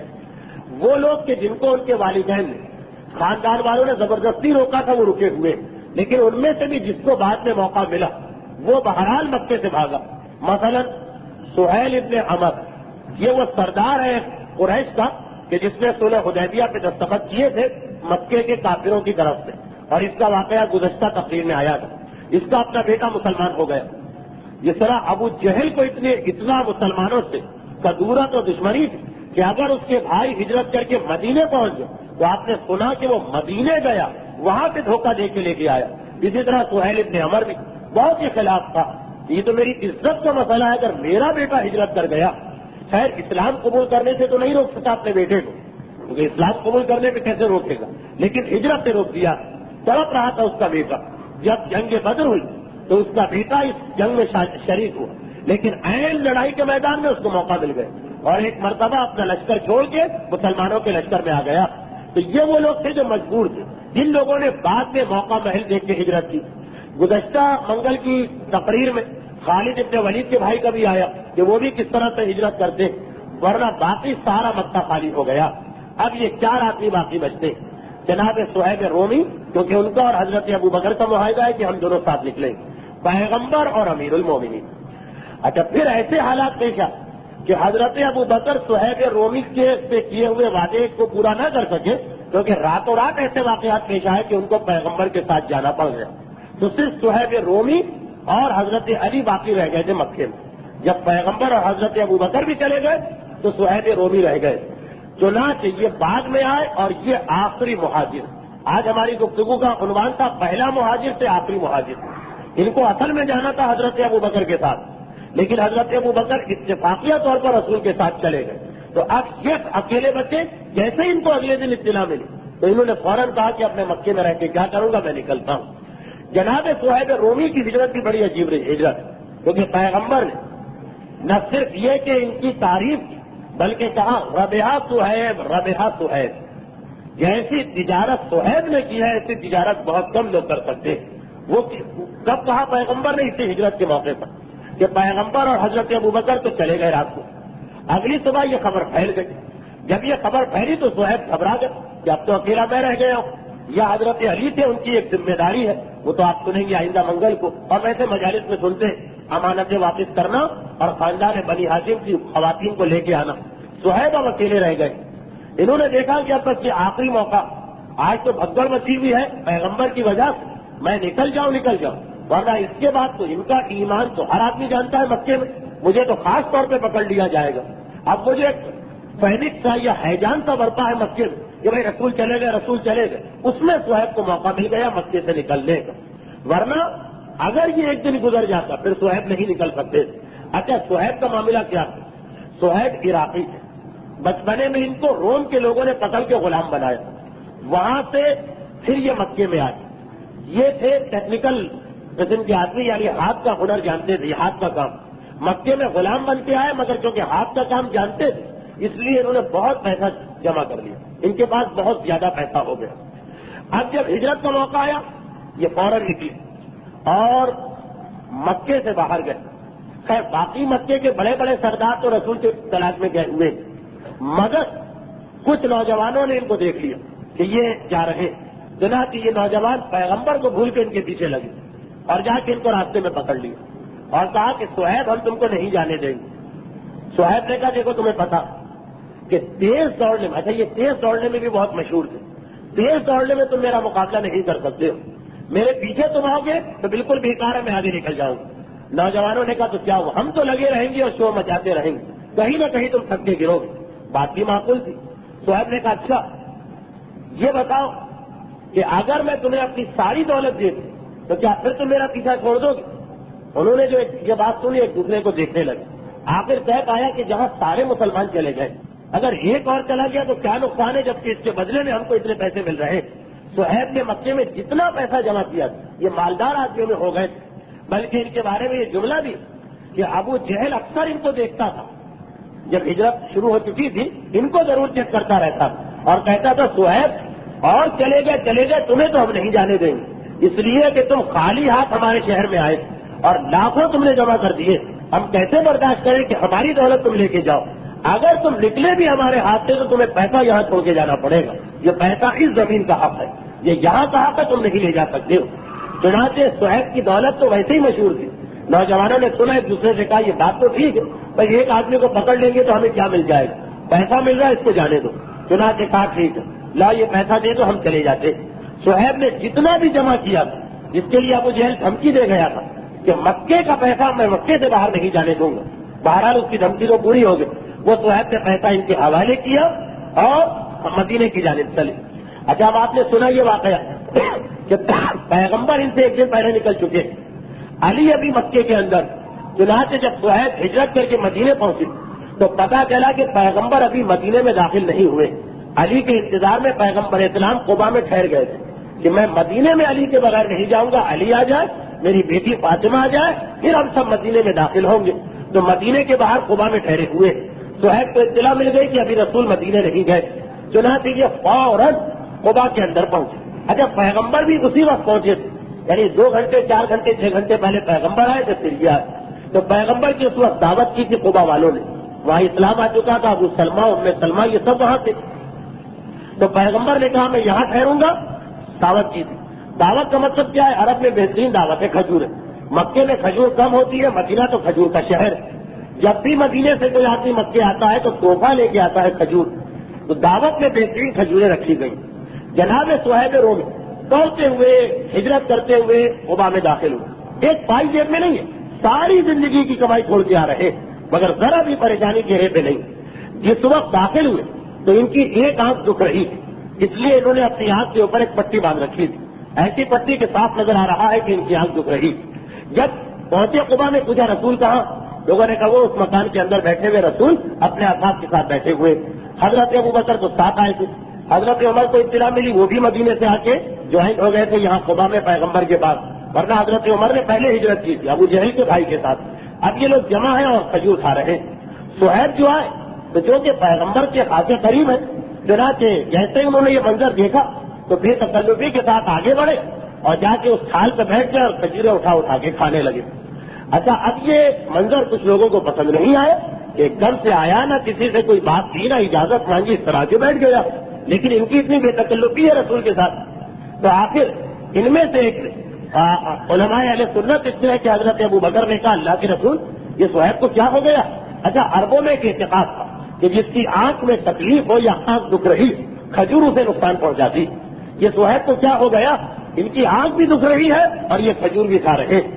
صہیب نے پلٹ کے کہا کہ اللہ کے رسول جو آنکھ دکھ رہی ہے میں ادھر سے کھجور نہیں کھا رہا, میں کھجور دوسری آنکھ کے نیچے سے کھا رہا ہوں. روایت یہ ہے کہ پیغمبر کو اتنی ہنسی آئی, اس طریقے سے پیغمبر کے چہرے پہ مسکراہٹ آئی کہ پیغمبر کی داڑھیں تک نمایاں ہو گئی. اس طرح سے پیغمبر مسکرائے اور کہا کہ روبیہ صہیب تم نے آج بہترین تجارت کر لی. اب صہیب چکرا ہے, اللہ کے رسول آپ کو یہ اطلاع کیسے ملی ہے؟ یہ مجھے پتا تھا یا ان نوجوانوں کو کہ جنہوں نے مجھے راستے میں گھیرا تھا؟ کہا کہ مجھے جبرائیل یہ اطلاع دے کے گئے کہ صہیب آ رہا کہ جس نے اپنے ایمان کو بچایا ہے, اپنی دولت کو قربان کیا. بہترین تجارت ہے جو اللہ کو پسند آتی کہ اپنی دولت کو قربان کرو اور ایمان کو بچا لو. تو یہ جناب صہیب رومی آخری مہاجر ہے جو پیغمبر اسلام سے قبا میں آ کے ملے. اچھا میں نے علی کا نام تو جان بوجھ کے نہیں لیا, اس لیے کہ یہ بات ہو رہی ہے عام مسلمانوں کی. خود پیغمبر یا جو جزء پیغمبر ہے, نفس پیغمبر, اس کی ہجرت ایک الگ موضوع ہے جو اب شروع ہونے جا رہا. تو یہ اس طریقے سے مکے سے سارے مسلمان ہجرت کر کے مدینے میں آ گئے. پہلے ام سلمہ اور ابو سلمہ تھے اور آخری جناب صہیب رومی تھے. عورتیں بھی سب آ گئیں, مرد بھی سب آ گئے, اور اب پیغمبر اسلام اور امیر المومنین کی ہجرت یہ باقی بچتی ہے کہ جو ہمارا عنوان قرار پائے گی. لیکن وقت اتنا زیادہ گزر چکا کہ آج کی گفتگو یہیں پہ مکمل ہوئی. آج ہماری گفتگو کا عنوان ہوا کہ پہلے مہاجر سے آخری مہاجر تک. اب اللہ کا رسول اور جو ہماری روایتیں کہ ان کے ساتھ اتفاقیہ ہجرت کرنے والے اور پھر امیر المومنین, ان کی ہجرت ہمارا آئندہ کا عنوان بنے گی. اس منزل پہ کافی حد تک مکی زندگی کے واقعات ختم ہو چکے. اب صرف ایک رات بچتی ہے پیغمبر کی مکے میں, آخری رات ہے پیغمبر کی شب ہجرت. انشاءاللہ آئندہ منگل کو اس شب ہجرت کے واقعات بیان ہوں گے. اور ایک بات میں ابتدائی میں عرض کر دوں کہ جو کہ شب ہجرت کی تقریباً تمام تفاصیل محرم کی اور ویسے مجالس میں آ جاتی, تو اس میں بہت زیادہ ٹائم نہیں دوں گا. ہمارے بچے کو یہ چیزیں معلوم ہیں اور زیادہ ہماری گفتگو ان واقعات پر ہوگی کہ جو کم پڑھے جاتے ہیں لیکن تاریخ کا ایک انتہائی اہم حصہ. تو مسلمانوں کی ہجرت مکمل ہو گئی ہے. اب وہ لوگ مکے میں ہیں جن کو قرآن نے کہا والمستضعفین من الرجال والنساء, کہ عورتوں اور مردوں میں سے جو مستضعف رہ گئے, جو ہجرت کے قابل نہیں ہیں, ان کو چھوڑ کر صرف اور صرف خاندان اہل بیت بچا. خاندان اہل بیت کی ہجرت آئندہ منگل کا عنوان ہوگی. یہ ساری ہجرت, یہ صہیب رومی کی تجارت, وہ ام سلمہ کا اور ابو سلمہ کا اپنے بیٹے اور شوہر اور بیوی کی جدائی, یہ سارے مسائل کیوں برداشت کیے جا رہے ہیں؟ اس کا مقصد کیا؟ نہ تو اس کا مقصد کوئی حکومت قائم کرنا, نہ خزانہ جمع کرنا. سب کا مقصد صرف اور صرف یہ ہے دین پر عمل کی آزادی ملنا. صہیب نے کیا تجارت کی تھی؟ صہیب نے یہی تجارت کی تھی کہ مکے کو چھوڑ کے مدینے کو خرید لیا تھا اپنی دولت سے. مدینے میں کیا ہے؟ دین پہ عمل کی آزادی. مکے میں بھی صہیب رہ جاتے تو قتل نہیں کیا جاتا. اتنے سالوں سے صہیب ہے مسلمان، قتل تو نہیں کیا کسی نے. صرف یہ فرق تھا. ساری دولت صہیب نے کیوں قربان کی کہ مکے میں زندگی تو مکے میں بھی ہے، مدینے میں بھی ہے، لیکن ایک وہ زندگی ہے کہ مسلمان ہے احکام خدا پہ عمل نہیں کر سکیں گے. ایک یہ زندگی ہے کہ جس اللہ کا کلمہ پڑھا اس کے احکامات کے اوپر عمل بھی کر سکیں گے. اس کی خاطر میری ساری دولت قربان. ابو سلمہ اپنی بیوی اور بچے کو چھوڑ کے کیوں جا رہے؟ جان تو ان کی مکے میں بھی بچ جاتی، مگر وہی مسئلہ کہ اتنا ان کو معلوم تھا کہ کلمہ پڑھ لینا کافی نہیں، یہ مسلمان بنا دے گا، لیکن خدا کی رضا کے لیے اپنے آپ کو کلمے کے مطابق ڈھالنا پڑتا اور کلمے کو اپنے کردار سے ثابت کرنا پڑتا ہے، خالی زبان سے نہیں. کہ جب ہم نے کہا لا الہ الا اللہ، اللہ کے علاوہ اور کوئی نہیں ہے جس کے آگے سر جھکایا جائے، تو اب کردار سے ثابت کرنا پڑتا کہ اگر دولت راہ خدا میں رکاوٹ بن رہی ہے اس کو ٹھوکر ماری جاتی، گھر والے راہ خدا میں رکاوٹ بن رہے ہیں اس کو ٹھوکر ماری جاتی، اپنا کاروبار یا ملازمت راہ خدا میں رکاوٹ بنے اس کو ٹھوکر ماری جاتی ہے. یہ اصلی کلمہ جو کردار سے ثابت ہوتا ہے. تو یہی مومن کا سب سے بڑا امتحان کہ ام سلمہ، ابو سلمہ اور صہیب رومی کی طرح جب وقت آ جائے کہ ایک طرف دنیا اور ایک طرف دین، تو دنیا کو ٹھوکر مار کر دین کی آغوش میں آ جائے، چاہے اس کے لیے اپنی ساری زندگی کی دولت قربان کرنا پڑے، اپنی بیوی کو چھوڑنا پڑے، اپنے بچے کو چھوڑنا پڑے. وہی دین جس کے لیے اتنی قربانیاں دی گئی، اب اس کے ہم سے کیا تقاضے؟ اس کے لیے ہمیشہ کچھ نہ کچھ مسائل آتے ہیں اور آج بھی چند مسائل کی زحمت دے رہا ہوں. دو چیزوں کی میں پابندی کر رہا ہوں اصل امکان کہ جب تک کہ حج کی تاریخیں ختم نہیں ہو جاتی ہوں کسی نہ کسی انداز سے مسائل حج ہی کا بیان ہوتا رہے، اور جب تک کہ شہزادی فاطمہ کی شہادت کی وہ دوسری مجلس بھی نہیں ہو جاتی، اس پورے مہینے میں جتنے بھی ہمارے درس ہوئے سب میں نے کوشش کی کہ مسائل شہزادی ہی کے بیان، یہ دو مناسبتیں ہمارے اس درس کے ساتھ ساتھ چل رہی. ایک حج کی تاریخ کی ہے اور ایک وہ سب سے بڑی غم کی اور سب سے بڑی مصیبت کی تاریخیں بھی چل رہی. تو حج کے مسائل کے سلسلے میں آج آخری ہماری گفتگو، کیونکہ اس کے بعد جو منگل آئے گا تو وہ ایک ایسی تاریخ ہوگی کہ پھر مسائل حج بیان کرنے کا فائدہ نہ رہے گا. آج اس سلسلے کی آخری گفتگو ہے. انشاءاللہ اس کے بعد نماز اور روزے کے کچھ اہم مسائل ہیں جو آئندہ منگل سے آئیں گے. میں اس ایک بات کا اعلان بھی کرتا رہتا ہوں اور اعتراف بھی کہ مسائل بیان کرنا یہ تو میرا ایک شرعی فریضہ ہے، میرے اوپر یہ واجب، لیکن ایسا نہیں ہے کہ میں یہ سمجھوں کہ میں معصوم ہوں یا مجھ سے کبھی کوئی خطا ہو ہی نہیں سکتی یا یہ جو مسئلہ میں بتاؤں ہمیشہ صحیح. بہرحال تھوڑی بہت غلطی ہو جاتی ہے اور جو میری طرف سے احتیاط ہوتی ہے وہ یہ کہ جب کبھی کسی اشتباہ کی وجہ سے کوئی غلط مسئلہ آ جائے تو فوراً اس کے بعد اس کی اصلاح کر لی جائے. ایک مسئلہ ایسا جو 2 ہفتے پہلے میں نے بیان کیا تھا اور صحیح بیان کیا تھا، گزشتہ منگل کو وہی مسئلہ میں نے بتایا لیکن وہ غلط بتا دیا. لیکن گزشتہ منگل بھی کیونکہ حج کی وہ تاریخ تھی کہ شاید کسی حاجی پہ اس سے فرق نہ پڑا، اور آج میں چاہتا ہوں کہ دوبارہ اس کی اصلاح ہو جائے. اور یہ غلطی کہاں سے ہوئی؟ اگرچہ یہ بیان کرنے کی ضرورت نہیں تھی لیکن میں احتیاطاً بتا رہا ہوں کہ پہلی جو تقریر تھی مسائل حج پر اس میں نے بالکل صحیح مسئلہ بتایا تھا. اس کے بعد 1 نہیں 4 ایسے اشخاص نے جو میرے نزدیک عادل تھے یہ بتایا کہ یہی مسئلہ انہوں نے ایک انتہائی قابل احترام شخصیت سے ایک انتہائی قابل احترام عالم سے پوچھا تھا اور انہوں نے بتایا کہ نہیں وہ جو منگل کو یہاں پہلی تقریر میں مسئلہ آیا وہ غلط. تو خیر جن کے حوالے سے بات ہوئی وہ بھی اور جنہوں نے مجھ تک بات پہنچائی یہ بھی، یہ سب میرے نزدیک قابل احترام تھے اور ان میں سے کوئی بھی جان بوجھ کے غلطی نہیں کر سکتا. چنانچہ اسی کو سن کے میں نے پھر یہاں پہ بیان کر دیا. لیکن بعد میں جب میں نے مزید غور کیا اور آیت اللہ خوئی کی کتابوں کی جانب رجوع کیا تو پتہ چلا کہ میرا بیان کیا ہوا پہلا مسئلہ صحیح تھا، وہ بعد کے مسئلے کے اندر ایک اشتباہ ہو گیا. اچھا مسئلہ ہے، صرف ایک مسئلہ ہے جس کی میں اطلاع کر رہا ہوں. میں اس غلطی کو مانتے ہوئے کہ گزشتہ منگل کو غلطی ہوئی ہے اس مسئلے کی اصلاح کر رہا ہوں. 2 ہفتے پہلے ایک مسئلہ آیا تھا کہ اگر کسی پہ قرضہ ہے، ہم کو ہماری گردن پہ قرضہ چڑھا تو اس سے حج معاف نہیں ہوگا. وہ مسئلہ تو بالکل ٹھیک ہے، حج معاف نہیں ہوگا جب تک کہ یہ نہ ہو کہ حج کرنے کی وجہ سے ہم قرضہ ادا کرنے کے قابل نہیں رہیں گے. لیکن اگر قرضہ بھی ادا ہو سکتا ہے اور حج بھی ہو سکتا تو قرضے کے نام سے حج کو معافی نہیں ملے گی. اچھا، اس کے بعد ایک مسئلہ اور آیا تھا جس کو میں پوری تفصیل کے ساتھ دوہرا دوں. میں نے اصول پچھلے منگل کو بتایا، وہ بالکل صحیح. اب ایسا نہ ہو کہ صرف ایک مسئلے میں غلطی ہوئی ہے تو لوگ گزشتہ منگل کے بھی سارے مسئلوں کو غلط سمجھ لیں اور اس سے پہلے کے بھی سارے مسئلوں کو غلط سمجھ لیں. غلطی صرف ایک میں ہوئی. مسئلہ میں دوہرا دوں. مسئلہ یہ ہے کہ حج ایک ایسا واجب عمل ہے کہ ہر آدمی پر واجب نہیں ہے، اسی پر واجب ہے جس میں حج کی استطاعت ہو. استطاعت کہتے ہیں کہ جسمانی طاقت ہو، راستہ کھلا ہوا ہو، اتنے پیسے ہو کہ حج کا خرچہ پورا ہو جائے، اتنے پیسے ہو کہ حج کے دوران گھر والوں کا خرچہ پورا ہو جائے، اور واپس آنے کے بعد جو روزگار تھا اس کو نقصان نہ پہنچے حج کی وجہ سے. بس یہ 4-5 شرطیں ہیں، ان کا نام ہے استطاعت. جس میں یہ 4-5 شرطیں ہو جائیں اس پر حج واجب ہے.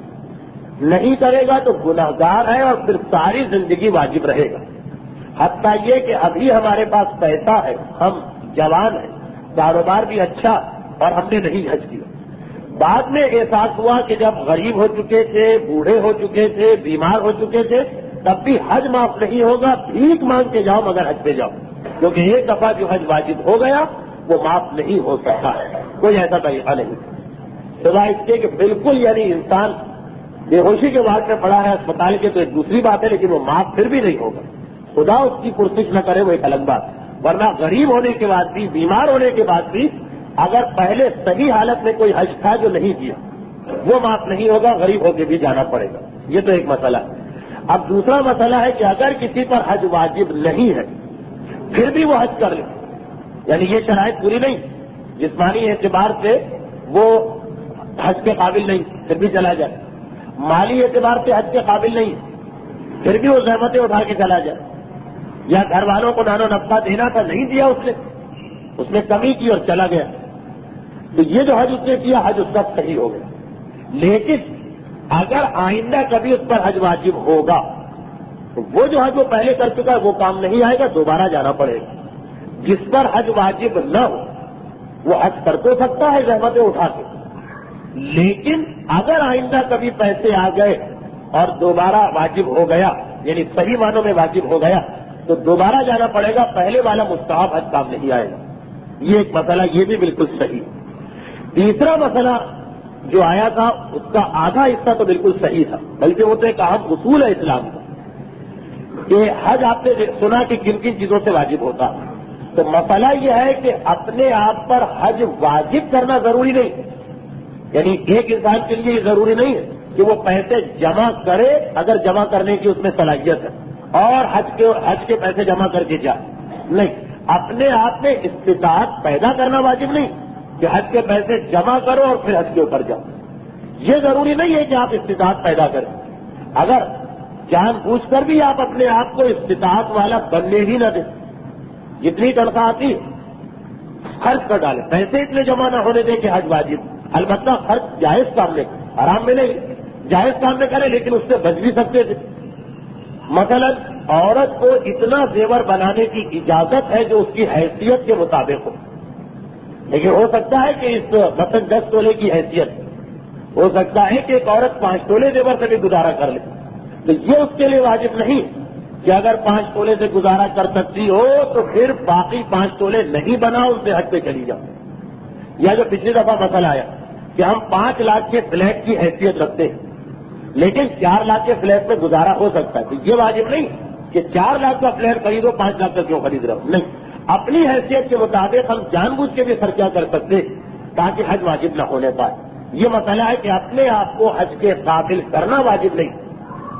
ہاں، حج سے بچنے کے لیے کوئی حرام خرچہ نہیں کر سکتے کہ پیسے جمع ہونے جا رہے تھے ہم نے فضول برباد کر دیا، حرام کام میں خرچ کر دیا، اسراف کر دیا، وہ نہیں، بلکہ اپنا جتنا اسلام نے ہم کو اجازت دیا خرچہ کرنے کی اسی لمٹ میں رہتے ہوئے ہم اپنے آپ کو اس قابل نہیں بنا رہے ہیں کہ ہم پر حج واجب. اسلام اس کی اجازت دیتا، کوئی گناہ نہیں ہے انسان.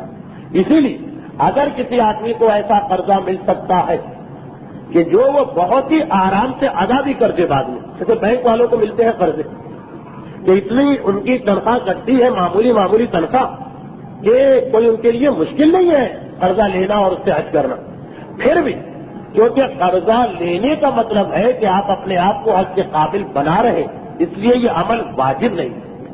ہاں، یہ نہیں کہہ رہا ہوں کہ غلط عمل ہے، کہہ رہا ہوں کہ ضروری نہیں ہے کہ قرضہ مل سکتا ہے تو ضرور جا کے قرضہ لیں۔ یا جیسے بیوی ہے، اس کو معلوم ہے کہ اگر میں شوہر سے کہوں گی تو شوہر مجھے حج کے پیسے دے دے گا، لیکن شوہر سے مانگنا ضروری نہیں، پتا ہے کہ شوہر کی حیثیت بھی ہے اور وہ راضی بھی۔ یا بیٹا، اس کو پتا ہے کہ اگر میں باپ سے کہوں باپ اچھا کاروبار ہے، باپ کا بہت زیادہ پیسے، اگر میں باپ سے درخواست کروں تو باپ دے دے گا پیسے مجھے، لیکن اسلام کے اعتبار سے یہ مانگنا واجب نہیں۔ ہاں، آپ کو یاد ہوگا اگر آپ کا قرضہ کسی کی گردن پر تو وہ چونکہ آپ کا اپنا پیسہ، اس میں یہ تھا کہ قرضہ واپس لینا واجب، کم سے کم مانگنا واجب ہے، وہ دے نہ دے وہ ایک الگ مسئلہ ہے، کیونکہ وہ آپ کا اپنا پیسہ، وہ پیسہ جو آپ نے قرضہ دیا اس کے آپ مالک ہیں، یعنی آپ کی استطاعت ہو چکی ہے، اس لیے واجب ہے کہ آپ مانگیں۔ لیکن شوہر بیوی کے لیے شوہر سے مانگنا، بیٹے کے لیے باپ سے مانگنا، یا بوڑھا باپ ہے جوان بیٹا ہے لکھپتی کروڑ پتی، یا بوڑھی ماں بیٹے سے مانگنا، یہ واجب نہیں۔ اگر یہ پتا بھی ہو کہ ہم مانگیں تو ہم کو مل جائے گا، یا بالکل فری مل جائے گا، یا یہ کہ بینک کو قرضہ دینا اتنی معمولی تنخواہ کٹے گی کہ کوئی فرق ہی نہیں ہوتا، تب بھی یہ واجب نہیں، کیونکہ بنیادی مسئلہ کہ اپنے آپ کو حج کے قابل بنانا واجب نہیں۔ اگر آپ بن گئے حج کے قابل، پیسے آ گئے آپ کے پاس، جمع ہو گئے، کبھی تو جمع ہو جاتے کبھی آ جاتے۔ آنے کا مطلب یہ ہے کہ مثلا ریٹائر ہوئے، گریجویٹی یا پروویڈنٹ فنڈ ملا، وہ تو آپ کے پاس آ گیا، آپ تو بچ ہی نہیں سکتے۔ یا یہ کہ کسی کا پرائز بانڈ نکل آیا اور ایسا پرائز بانڈ کہ جس سے وہ حج کر سکتا، اب یہ کہ یہ تو خود بخود آ جائے۔ یا یہ کہ کسی آدمی کی تنخواہ بڑھ گئی اور اس طرح سے بڑھی کہ معلوم ہوا کہ 2 سال 3 سال کا جو پیچھے کا تھا وہ سب بھی بڑھا دیا حکومت نے، یا کسی کا کیس چل رہا تھا اپنی کمپنی سے یا گورنمنٹ سے، 4 سال کی تنخواہ کا جھگڑا، وہ کیس جیت گیا، ایک دم سے یہ پیسے اس کو مل گئے، اسی قسم کی مختلف صورت ہے۔ یا یہ کہ کسی ایسے رشتے دار کا انتقال ہوا کہ اس کی میراث ہم کو گھر بیٹھے مل گئی، تو اپنے آپ کو حج کے قابل بنانا واجب نہیں۔ اور اگر کہ آپ کو بہت آسانی سے موقع مل رہا ہو حج کے قابل بنانے کا، تب بھی واجب نہیں ہے کہ اس موقع کو حاصل کریں۔ ہاں، اگر آپ کے پاس آ گیا خود بخود یہ مال تو حج واجب ہو جائے گا۔ یہاں تک کی بات تو بالکل صحیح ہے، پیچھے کی تقاریر کا یہ خلاصہ ہے۔ پھر ایک مسئلہ اس میں ذرا غلط فہمی پیدا کر گیا کہ حج کے لیے قرضہ لینا واجب نہیں، کہ بھائی آپ کو قرضہ مل رہا ہے بینک سے یا کمپنی سے پروویڈنٹ فنڈ کے اوپر، یا ویسے ہی واجب نہیں ہے کہ لے، یہ تو بالکل ٹھیک۔ لیکن اگر ہم نے لے لیا قرضہ، واجب تو نہیں تھا، ہم نے لے لیا، حج کے لیے بھی نہیں لیا، یوں ہی لیا۔ خصوصاً بینک والے تو قرضے اس لیے لے لیتے، ایک سہولت مل رہی ہے، ایک بینیفٹ مل رہا ہے تو اس کو کیوں چھوڑے، واجب نہیں تھا لینا۔ لیکن اگر ہم نے حج کے لیے نہیں، نیت بھی حج کی نہیں ہے، خیال بھی نہیں، نیت تو یہ ہے کہ بھائی ایک قرضہ مل رہا ہے، ایک سہولت مل رہی ہے، لے لو، تو واجب تو نہیں تھا قرضہ لینا۔ لیکن اگر لے لیا اور اتنے پیسے ہیں کہ آپ حج کر سکتے ہیں تو اب حج واجب ہو جائے گا۔ ویسے حج پیسہ لینا واجب نہیں، لیکن اگر لے لیا کسی طرح تو اب حج واجب ہو گیا۔ اسی طرح سے بیوی کے لیے شوہر سے پیسے مانگنا واجب نہیں، لیکن اگر اس نے مانگی اور شوہر نے دے دیے تو اب یہ حج اس کے اوپر واجب ہو گیا، چاہے اس نے حج کے لیے نہ مانگے ہو، کسی اور کام کے لیے مانگے ہو، لیکن وہ ضروری کام نہیں۔ کچھ آپ نے اس سے پہلے سنا کہ مکان خریدنا بھی اسلام میں واجب نہیں ہے، شادی بھی واجب نہیں، تو ہم نے کسی اور کام کے لیے مانگے پیسے، یا ہم نے بینک سے قرضہ کسی اور مقصد سے لے لیا کہ بھائی وہ پیسے لیں گے کہیں انویسٹ کر کے گزارا کریں گے، یا یہ کہ کوئی مکان خرید لیں گے، لیکن وہ مکان ہمارے لیے تو ضروری نہیں، تو قرضہ بینک سے ہم نے مکان کے لیے لیا لیکن حج ہم پر واجب ہو گیا ہے، کیونکہ قرضہ لینا واجب نہیں، لیکن لے لیا تو اب حج پہ جانا واجب، یہ اصل مسئلہ ہے۔ اور ایسا بھی نہیں کہ اگر ہم نے لے لیا قرضہ تب بھی حج واجب نہیں، اس پیسے پہ خمس واجب نہیں ہے کیونکہ یہ پیسہ بہرحال بینک کا، لیکن حج اس کے اوپر واجب ہے، اگر نہیں گئے تو گناہگار تو ہوں گے ہی، ساری زندگی واجب رہے گا، یہ مانا جائے گا کہ حج واجب تھا اور آپ نے اس کو پورا نہیں کیا۔ تو پہلی تقریر میں یہی آیا تھا مسئلہ، گزشتہ تقریر میں یہ آ گیا تھا کہ جو کہ قرضے کا پیسہ اصل پہ اس کمپنی کا ہوتا ہے، اس کے پیسے پہ ہم پر حج واجب نہیں، وہ ایک غلط فہمی ہو گئی تھی۔ یہ خمس کے لیے تو ہے کہ جو قرضہ آپ لے کے آتے ہیں بینک سے، اس پیسے پہ خمس واجب نہیں، اس کو جو آپ ری پیمنٹ کریں گے ادائیگی، اس کے اوپر خمس واجب، لیکن حج میں یہ مسئلہ نہیں ہے، اس پیسے پر بھی حج واجب ہے۔ یہ غلط فہمی تھی گزشتہ ہفتے کی جسے میں نے دور کیا۔ اس کے بعد ایک اور مسئلہ سن لیجئے، کیونکہ یہ مسئلہ ہر سال ان لوگوں کے لیے تو ضرور پیش آتا ہے کہ جو حج کی درخواست دے چکے ہوں. اور مجھے کسی نے بتایا، کیونکہ میں خود گجراتی نہیں پڑھ سکتا اس لیے میں ذمہ داری نہیں لے رہا ہوں، کہ ابھی حال ہی میں کسی گجراتی جریدے میں اس مسئلے کا ایک جواب چھپا اور وہ غلط جواب ہے آغا خوئی کے فتوے سے. آغا خمینی کے فتوے میں صحیح، تو جواب کو میں غلط نہیں کہہ رہا ہوں، لیکن آغا خوئی کے مقلد عمل نہیں کر سکتے. وہ مسئلہ کیا ہے؟ وہ مسئلہ یہ ہے کہ اگر کسی کے پاس حج کے پیسے ہو جائیں اس سال اور اپنی نہیں اور اپنی مجبوری نہ ہو، کسی اور مجبوری سے وہ حج پہ نہ جا سکے، مثلا اس کا نام نہیں نکلا قرآن اندازی میں، اس نے پیسے جمع کرا ہے، قرآن اندازی میں نام نہیں نکلا، یا یہ کہ اور کوئی ایسی رکاوٹ آ گئی کہ پیسے اس کے پاس حج کے ہو گئے تھے لیکن وہ نہیں جا سکا، اس سال حج پہ نہیں جا سکے گا. سب سے واضح مثال تو اس میں یہی قرآن اندازی کی کہ حج کے نام حاجیوں میں اس کا نام گورنمنٹ نے ریجیکٹ کر دیا، نہیں آیا. اب مسئلہ یہ کہ یہ والا حج تو اس کے ہاتھ سے نکل گیا، کیا اسے اجازت مل گئی کہ یہ پیسے وہ خرچ کر سکتا ہے؟ جب آئندہ سال حج کی تاریخیں آئیں گی تو پھر سے اس کا مسئلہ دیکھا جائے گا. یا اس سال اگر حج کے نام نہیں نکلا تو یہ پیسے رکھنا واجب ہے آئندہ سال کے لیے. یہ ایک بحث ہمارے علماء کے درمیان بہت اختلافی مسئلہ ہے. آغا خمینی یہی فرماتے ہیں کہ ہر سال کا معاملہ الگ الگ ہے. اس سال اگر آپ کا نام نہیں نکلا، پیسے تھے حج کے اور نام نہیں نکلا، یا کسی اور وجہ سے آپ نہیں گئے، نہیں نام نہ نکلے کی مثال صحیح ہے، باقی مثالیں جو ہے وہ غلط فہمی پیدا کر دیں. یعنی آپ اپنی مجبوری نہیں، کوئی اور ایسی مجبوری آ گئی کہ آپ اس سال حج پہ نہیں جا سکے. یہ آغا خمینی کا فتویٰ مسئلہ راستہ بند ہو گیا، اجازت نہیں دی سعودی حکومت نے آپ کو، اس سال ممانعت ہو گئی تو ٹھیک، اب یہ پیسے آپ خرچ کر سکتے ہیں.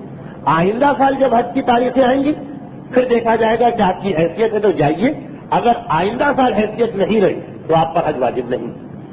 لیکن آغا کوئی یہ فرماتے کہ حج کے ایک دفعہ آپ کے پاس پیسے آ گئے اور استطاعت پیدا ہو گئی تو آپ پہ حج واجب. اس سال اگر نام نہیں نکلا یا اس سال پرمیشن نہیں ملی، اجازت نہیں ملی سعودیہ میں داخلے کی، تو اب حج اس سال تو معاف ہو گیا، مگر یہ پیسے آپ کے لیے واجب ہے کہ آپ محفوظ کریں اور آئندہ سال دوبارہ کوشش کریں. دوبارہ نہ نکلا پھر واجب ہے پیسے رکھے، تیسرے سال پھر کوشش کریں. تو بہت سے علماء ہمارے یہی کہتے ہیں کہ ہر سال کا مسئلہ الگ الگ. اس سال اگر آپ حج پہ نہیں جا سکے تو بات ختم ہو گئی، حج ثابت ہو گیا، اب یہ پیسے آپ کی مرضی ہے جہاں بھی خرچ کریں، آئندہ سال کا معاملہ آئندہ سال دیکھا جائے گا. اکثر علماء یہی کہتے ہیں بشمول آغا خمینی. لیکن آغا کوئی کا فتویٰ عام مراجع کے فتوے سے ہٹ کر کہتے ہیں کہ جی نہیں، ایک دفعہ حج کے پیسے اور استطاعت آ گئے، اب اس کی حفاظت آپ پر واجب ہے کہ یہ ختم نہ ہونے پائے جب تک کہ آپ حج نہ کریں. 2 سال لگے، 3 سال لگے، 4 سال لگے، یہ سب کا خیال آپ کو کرنا. 2 مسئلے مکمل. اور آخری مسئلہ مسائل حج کے بارے میں، یہ مسئلہ وہ ہے کہ اس میں 2 بڑی احتیاطیں آپس میں ٹکرا رہی ہیں، اس لیے میں اس کو بتا رہا ہوں. مسئلہ ہے کہ اگر کسی آدمی پر حج واجب ہو اور وہ نہ جائے اور پھر وہ انتقال کر جائے تو اس کی میراث کو استعمال کرنا یا ہاتھ لگانا حرام اور گناہ کبیرہ ہے اس کی اولاد کے لیے، جب تک کہ پہلے اس کے حج کے پیسے نکال کے نہ رکھے جائیں. جس آدمی پر حج واجب ہو اور وہ ادا کیے بغیر مر جائے، چاہے موت کے وقت حج واجب نہیں رہا ہو. مثلا ایک آدمی پر واجب کا حج جب اس کی عمر 40 سال کی، اس سال وہ نہیں گیا اور پھر وہ بیمار پڑ گیا اور انتقال کیا اس نے 70 سال کی عمر میں، 20 سال پہلے بھی حج واجب ہو گیا تھا پھر نہیں گیا، چاہے مرتے وقت وہ اتنا بیمار اور غریب تھا کہ جا بھی نہیں سکتا تھا، مگر آپ نے سنا جو حج ایک دفعہ بھی آ گیا گردن پر وہ آ گیا، اب اس کو ادا کرنا ہوگا. اور چاہے ایسا مرنے والا ہو کہ جس سال مرا ہے اس سال بھی اس کی حیثیت کی جانے کی نہیں گیا. دونوں صورتوں میں مسئلہ ایک ہے کہ اس کی میراث نہ بیوی کو ملے گی، نہ بیٹے کو ملے گی، نہ بیٹی کو ملے گی، کوئی حق ہی نہیں ہے ان کا میراث میں جب تک کہ پہلے مرنے والے کے قرضے ادا نہ ہو. اور حج بھی ایک قرضہ ہے جو اس کو پہلے نکالا جائے. یہ مسئلہ ہے جس کو سب آدمی آج کل تو خیر جانتے ہیں، یہ لازم ہے. لیکن یہ سارا حج کا خرچہ مرنے والے کے مال میں سے نکالا جائے. ایک مسئلہ میں اور بتا دوں، بڑا اہم، دلچسپ، لیکن لوگ ذرا کم قبول کرتے ہیں. باپ اور ماں کا کتنا حق ہے اولاد پر، لیکن باپ اور ماں کے انتقال کے بعد والدین تک کے لیے اولاد پر اپنی جیب سے ایک پائی خرچ کرنا بھی واجب نہیں. یہ مسئلہ یاد رکھیے. چاہے والدین پہ خمس باقی تھا, اگر وہ پیسہ چھوڑ کے گئے ہیں ان کے پیسے میں سے تو خمس نکالیں گے. اولاد پر واجب نہیں ہے کہ اگر ان کا پیسہ نہیں ہے تو تم اپنی جیب سے ان کا خمس دو. زکات واجب تھا, قرضے واجب تھے, حرام پیسہ انہوں نے کمایا زندگی میں, کاروبار میں جھوٹ بول کے, ملاوٹ کر کے, رد کے مظالم کا سب کچھ تھا. اگر باپ کا انتقال ہوا, وہ پیسے چھوڑ کے گیا ہے جس میں سے یہ سب ہو سکتے ہیں قرضے, تو ٹھیک. اگر اس نے پیسے نہیں چھوڑے تو بیٹے یا بیٹی پر اپنی جیب سے کوئی خرچ کرنا واجب نہیں ہے اسلام. یہی حج کا مسئلہ کہ باپ کی حیثیت نہیں ہے کہ وہ حج کرے, اس نے اتنا پیسہ نہیں چھوڑا, تو بیٹے پہ واجب نہیں ہے کہ تم اپنے باپ کا حج کرو. ایک بائی دینا واجب نہیں ہے سوائے واجب کفن دفن. واجب کفن دفن تو زندہ لوگوں پر ضروری ہے, مردے اور مردے کا کوئی خرچہ, اس کا تیجا, اس کا 40واں, اس کی چھمائی, اس کی برسی, اس کی فاتحہ, کوئی چیز بھی اولاد کی ذمہ داری نہیں ہے. ہاں یہ دوسری بات ہے کہ والدین قبر میں ان تمام چیزوں کے محتاج ہیں. اگر انسان ان پہ خرچ کرے تو اس سے بڑی نیکی اور ثواب کیا ہو سکتا, لیکن واجب نہیں ہے کسی کی گردن پر. اس کو ذہن میں رکھتے ہوئے بھائی کہ والدین نے, باپ نے یہ مانے انتقال کیا, حج واجب نہ نہیں کیا حج. اگر وہ پیسے چھوڑ کے گئے تو اس میں سے حج کرانا واجب. پیسے چھوڑ کے نہیں گئے تو اپنی جیب سے حج کرانا واجب نہیں ہے, کرا لے تو بہت ہی اچھا ہے. یہ بات تو مکمل ہوگی. اچھا, اب اگر والد نے پیسے چھوڑے ہیں تو پہلے ان کا حج ہوگا. کون سا حج؟ حج کی دو قسمیں اس مقام پر آتی ہیں, اور دیکھیے یہ بہت اہم مسئلہ ہے, ہر گھر میں پیش آ رہا. یہاں تک کہ کئی مقامات پر میں نے اپنا نقصان کیا اور یہ مسئلہ لوگوں کو بتایا. آپ کو معلوم ہے کہ جو ہر سال میں حج پہ جاتا ہوں تو سوائے پہلے سال کے سب نیابت کے حج ہے. یہ بھی اسلام میں ایک عبادت ہے, نیابت کا حج کرنا. ایسا تو نہیں ہے کہ نہ میں اپنی اتنی حیثیت رکھتا ہوں اور نہ ہی کوئی حکومت ایسی ہے کہ جو مجھے حج کے پیسے ہر سال دیتی. یہ تو بہرحال مومنین کرام ہے, اپنے مرحومین کے لیے حج کراتے رہتے. لیکن اس حالت میں بھی یہ مسئلہ بتانا میری ذمہ داری ہے, تو میں بتا رہا ہوں کہ آج کل مثلا ایک آدمی کے حج کا 30,000 خرچہ ہے. مرنے والے نے انتقال کیا تو اس کے طرف سے حج کرانا واجب ہے اگر وہ پیسے چھوڑ کے گیا. لیکن یہ اختلاف ہمارے یہاں چلا آ رہا ہے علماء کہ مرنے والے کا حج بلدی واجب ہے یا میقاتی واجب ہے. دیکھیے اصل حج کراچی سے شروع نہیں ہوتا, اصل حج مدینے سے شروع ہوتا ہے. جو لوگ یہاں پر حج کر چکے ہیں ان کو معلوم ہے کہ جو اصل حج ہے وہ تو 12-13 ہزار میں ہو جاتا ہے. اس کو کہتے ہیں حج میقاتی. جہاں سے حج شروع ہو رہا ہے وہاں سے ہم نائب کو بھیجیں کہ وہاں سے حج کرو. اب یہ جو پاکستان سے جو آدمی جائے گا وہ پورے 30,000 اس میں خرچ ہوتے ہیں, کیونکہ ہوائی جہاز کا ٹکٹ ہے, اس کا رہنا سہنا 40 دن یا 30 دن ہے. لیکن اگر مکے یا مدینے میں کوئی آدمی ہم کو مل جائے وہ تو 12-13 ہزار اس سے بھی کم میں حج کر لیتا ہے, کیونکہ اس کا حج تو بہت چھوٹا ہے, اپنے ہی شہر سے اس کو حج کرنا ہے. وہ حج کے جو وہیں سے کیا جائے اس کا نام ہے حج میقاتی. جو حج مرنے والے کی شہر سے کروائے اس کا نام ہے حج بلدی. بعض پرانے علماء گزرے وہ کہتے ہیں کہ مرنے والے کا حج کرانا یہ سوچ کر کہ خود مرنے والا اگر جاتا تو کتنا خرچہ ہوتا. جیسے اگر مرنے والا جاتا تو کراچی سے جاتا, اس کو تو 30,000 خرچ دینا پڑتا. لیکن آقا کوئی اور خمینی فرماتے کہ نہیں, وارثوں پر واجب صرف ہے چھوٹا والا خرچہ. مکے اور مدینے سے بھی اگر کوئی ان کو صحیح آدمی مل رہا, صحیح کی شرط, وہاں سے حج کرا لے 12,000 والا, ان کی ذمہ داری ختم. وہی میقات والا حج, یہاں سے بھیجنا واجب نہیں. البتہ اگر وہاں سے صحیح آدمی نہ ملے تو پھر ان کو زیادہ پیسے دے کے بھیجنا پڑے گا, لیکن وہ بھی کراچی سے لازم نہیں. بھائی اصل واجب کیا ہے کہ مدینے سے کوئی آدمی مل جائے, وہ تو بہت کم پیسے لے گا کیونکہ اس کا حج تو 5 دن میں ہو جائے گا اور اس کو بمشکل اس کا خرچہ آئے گا 4-5 ہزار روپے, اور وہ تھوڑی اپنی اجرت لے گا, کیونکہ اسلام میں مستحب کہ جو حج کے بدل کرے اس کو کچھ اس کی محنت کا حق بھی دیا جائے. تو خیر وہ لے گا زیادہ سے زیادہ 10,000 لے گا. اچھا وہاں سے کوئی صحیح آدمی نہیں مل رہا تو ایسا نہیں ہے کہ وہاں سے 10,000 میں نہیں ملا تو کراچی سے 30 میں کراؤ, نہیں. پھر دیکھو مدینے سے نہیں ملا اور قریب سے قریب کون سی جگہ ہے, مثلا دبئی سے ایک آدمی مل گیا جو 15,000 میں جانے کو تیار, خرچہ کم ہے دبئی سے, تو اب 15,000 واجب ہے. وہاں سے صحیح آدمی نہ ملے لیکن تہران سے مل گیا جو 20,000 میں جانے کو تیار ہے. جتنا مکے کے ہم قریب رہیں گے اتنا ٹکٹ کم خرچ ہوگا. تو واجب کیا ہے کہ جو سب سے چھوٹا حج ہے وہ بس وہ واجب 10,000 والا, 30,000 والا واجب نہیں. لیکن انتہائی احتیاط اور ثواب اس میں کہ بہرحال مرنے والے کی شہر ہی سے حج کرا, لیکن یہ واجب نہیں. یعنی بیٹے اور بیٹیوں سے اسلام درخواست کرتا ہے کہ تم تھوڑا اپنا حق چھوڑ، کیونکہ جتنا زیادہ حج پہ خرچہ ہوگا اتنا ہی ان کا حق، ان کو بیٹے اور بیٹیوں کو کم ملے گا پیسہ. تو انتہائی احتیاط ہے کہ مرنے والے کا خیال کرو اور اس کا حج اس کے شہر سے ہی کرواؤ. چنانچہ میں جانتا ہوں ایک ایسے مومن جن کے والد نے انتقال کیا، یہ بات ہے اس وقت کی کہ جب 12,000 میں حج ہوتا تھا، مگر جن عالم کو انہوں نے بھیجا، عالم کو بھیجا تھا، میں مجھ جیسا کوئی طالب علم نہیں، جس عالم کو بھیجا اس نے ان سے کہا کہ آپ اپنے والد کا حج کرا رہے ہیں، اگر والد جاتے تو کتنا خرچہ ہوتا؟ وہ لکھ پتی کروڑپتی آدمی تھے، تو کہا والد جاتے تو 70-80 ہزار تو خرچ ہوتے. تو ایک مسئلہ ان کو بتایا باقاعدہ اس مومن نے کہ 12,000 کا حج ہوتا تھا، 80,000 دیے اس کو کہ ٹھیک ہے میں بالکل اسی طرح سے جس طرح والد جاتے تو مکان میں نہیں رہتے، ہوٹل میں رہتے، ایئر کنڈیشن لیتے. اس زمانے میں ایئر کنڈیشن کی ضرورت تھی نہ ہی اتنا عام تھا. تو ایسے ایسے بھی بیٹے اور بیٹیاں ہوتے، یہ نہیں سوچتے کہ جتنا کم سے کم اور سستے سے سستا مل جائے اتنا ہی آدمی لے لو. نہیں، اگر والد جاتے 80,000 خرچ کرتے 80,000 دیے، لیکن یہ بہرحال یہ جو دیے وہ تو بیٹے نے اپنی جیب سے دیے، وہ تو بہرحال کسی حالت میں بھی واجب نہیں ہے. مرنے والا اگر پیسے چھوڑ کے گیا تب بھی واجب ہے حج میقاتی یعنی چھوٹے والا حج. البتہ بہت احتیاط ہے کہ اس کے پورا خرچہ دو جو کراچی سے ہوتا. ہاں یہ دیکھیے بڑا ثواب. لیکن اب جو غلطی ہو رہی ہے، بہت سے لوگ کراچی میں اس مسئلے پہ عمل کر رہے ہیں. جیسے میں بیٹھا ہوں، اگر میں 8 سال کے حج پہ جا رہا ہوں تو ان میں کراچی والوں نے جو حج کروائے، سارے حج کراچی والوں نے تو نہیں کروائے، انہوں نے بہرحال میرا یہیں سے خرچہ دیا، لیکن یہ ان پر واجب نہیں تھا. اگر مرنے والے کے مال میں سے نکال رہے ہیں یہ ان کے لیے مستحب تھا. ایک چیز کا خیال رکھنا جو مجھے بعد میں پتا چلا کہ لوگوں نے خیال نہیں رکھا کہ یہ جو مستحب ہے، کیونکہ مستحب اس لیے جو مرنے والے کے بالغ رشتے دار ہیں وہ تو اپنے مال میں سے نکال سکتے، نابالغ کے مال میں سے مستحب کا خرچہ نہیں لیا جائے گا. نابالغ کے حصے میں سے تو صرف واجب لیا جائے گا.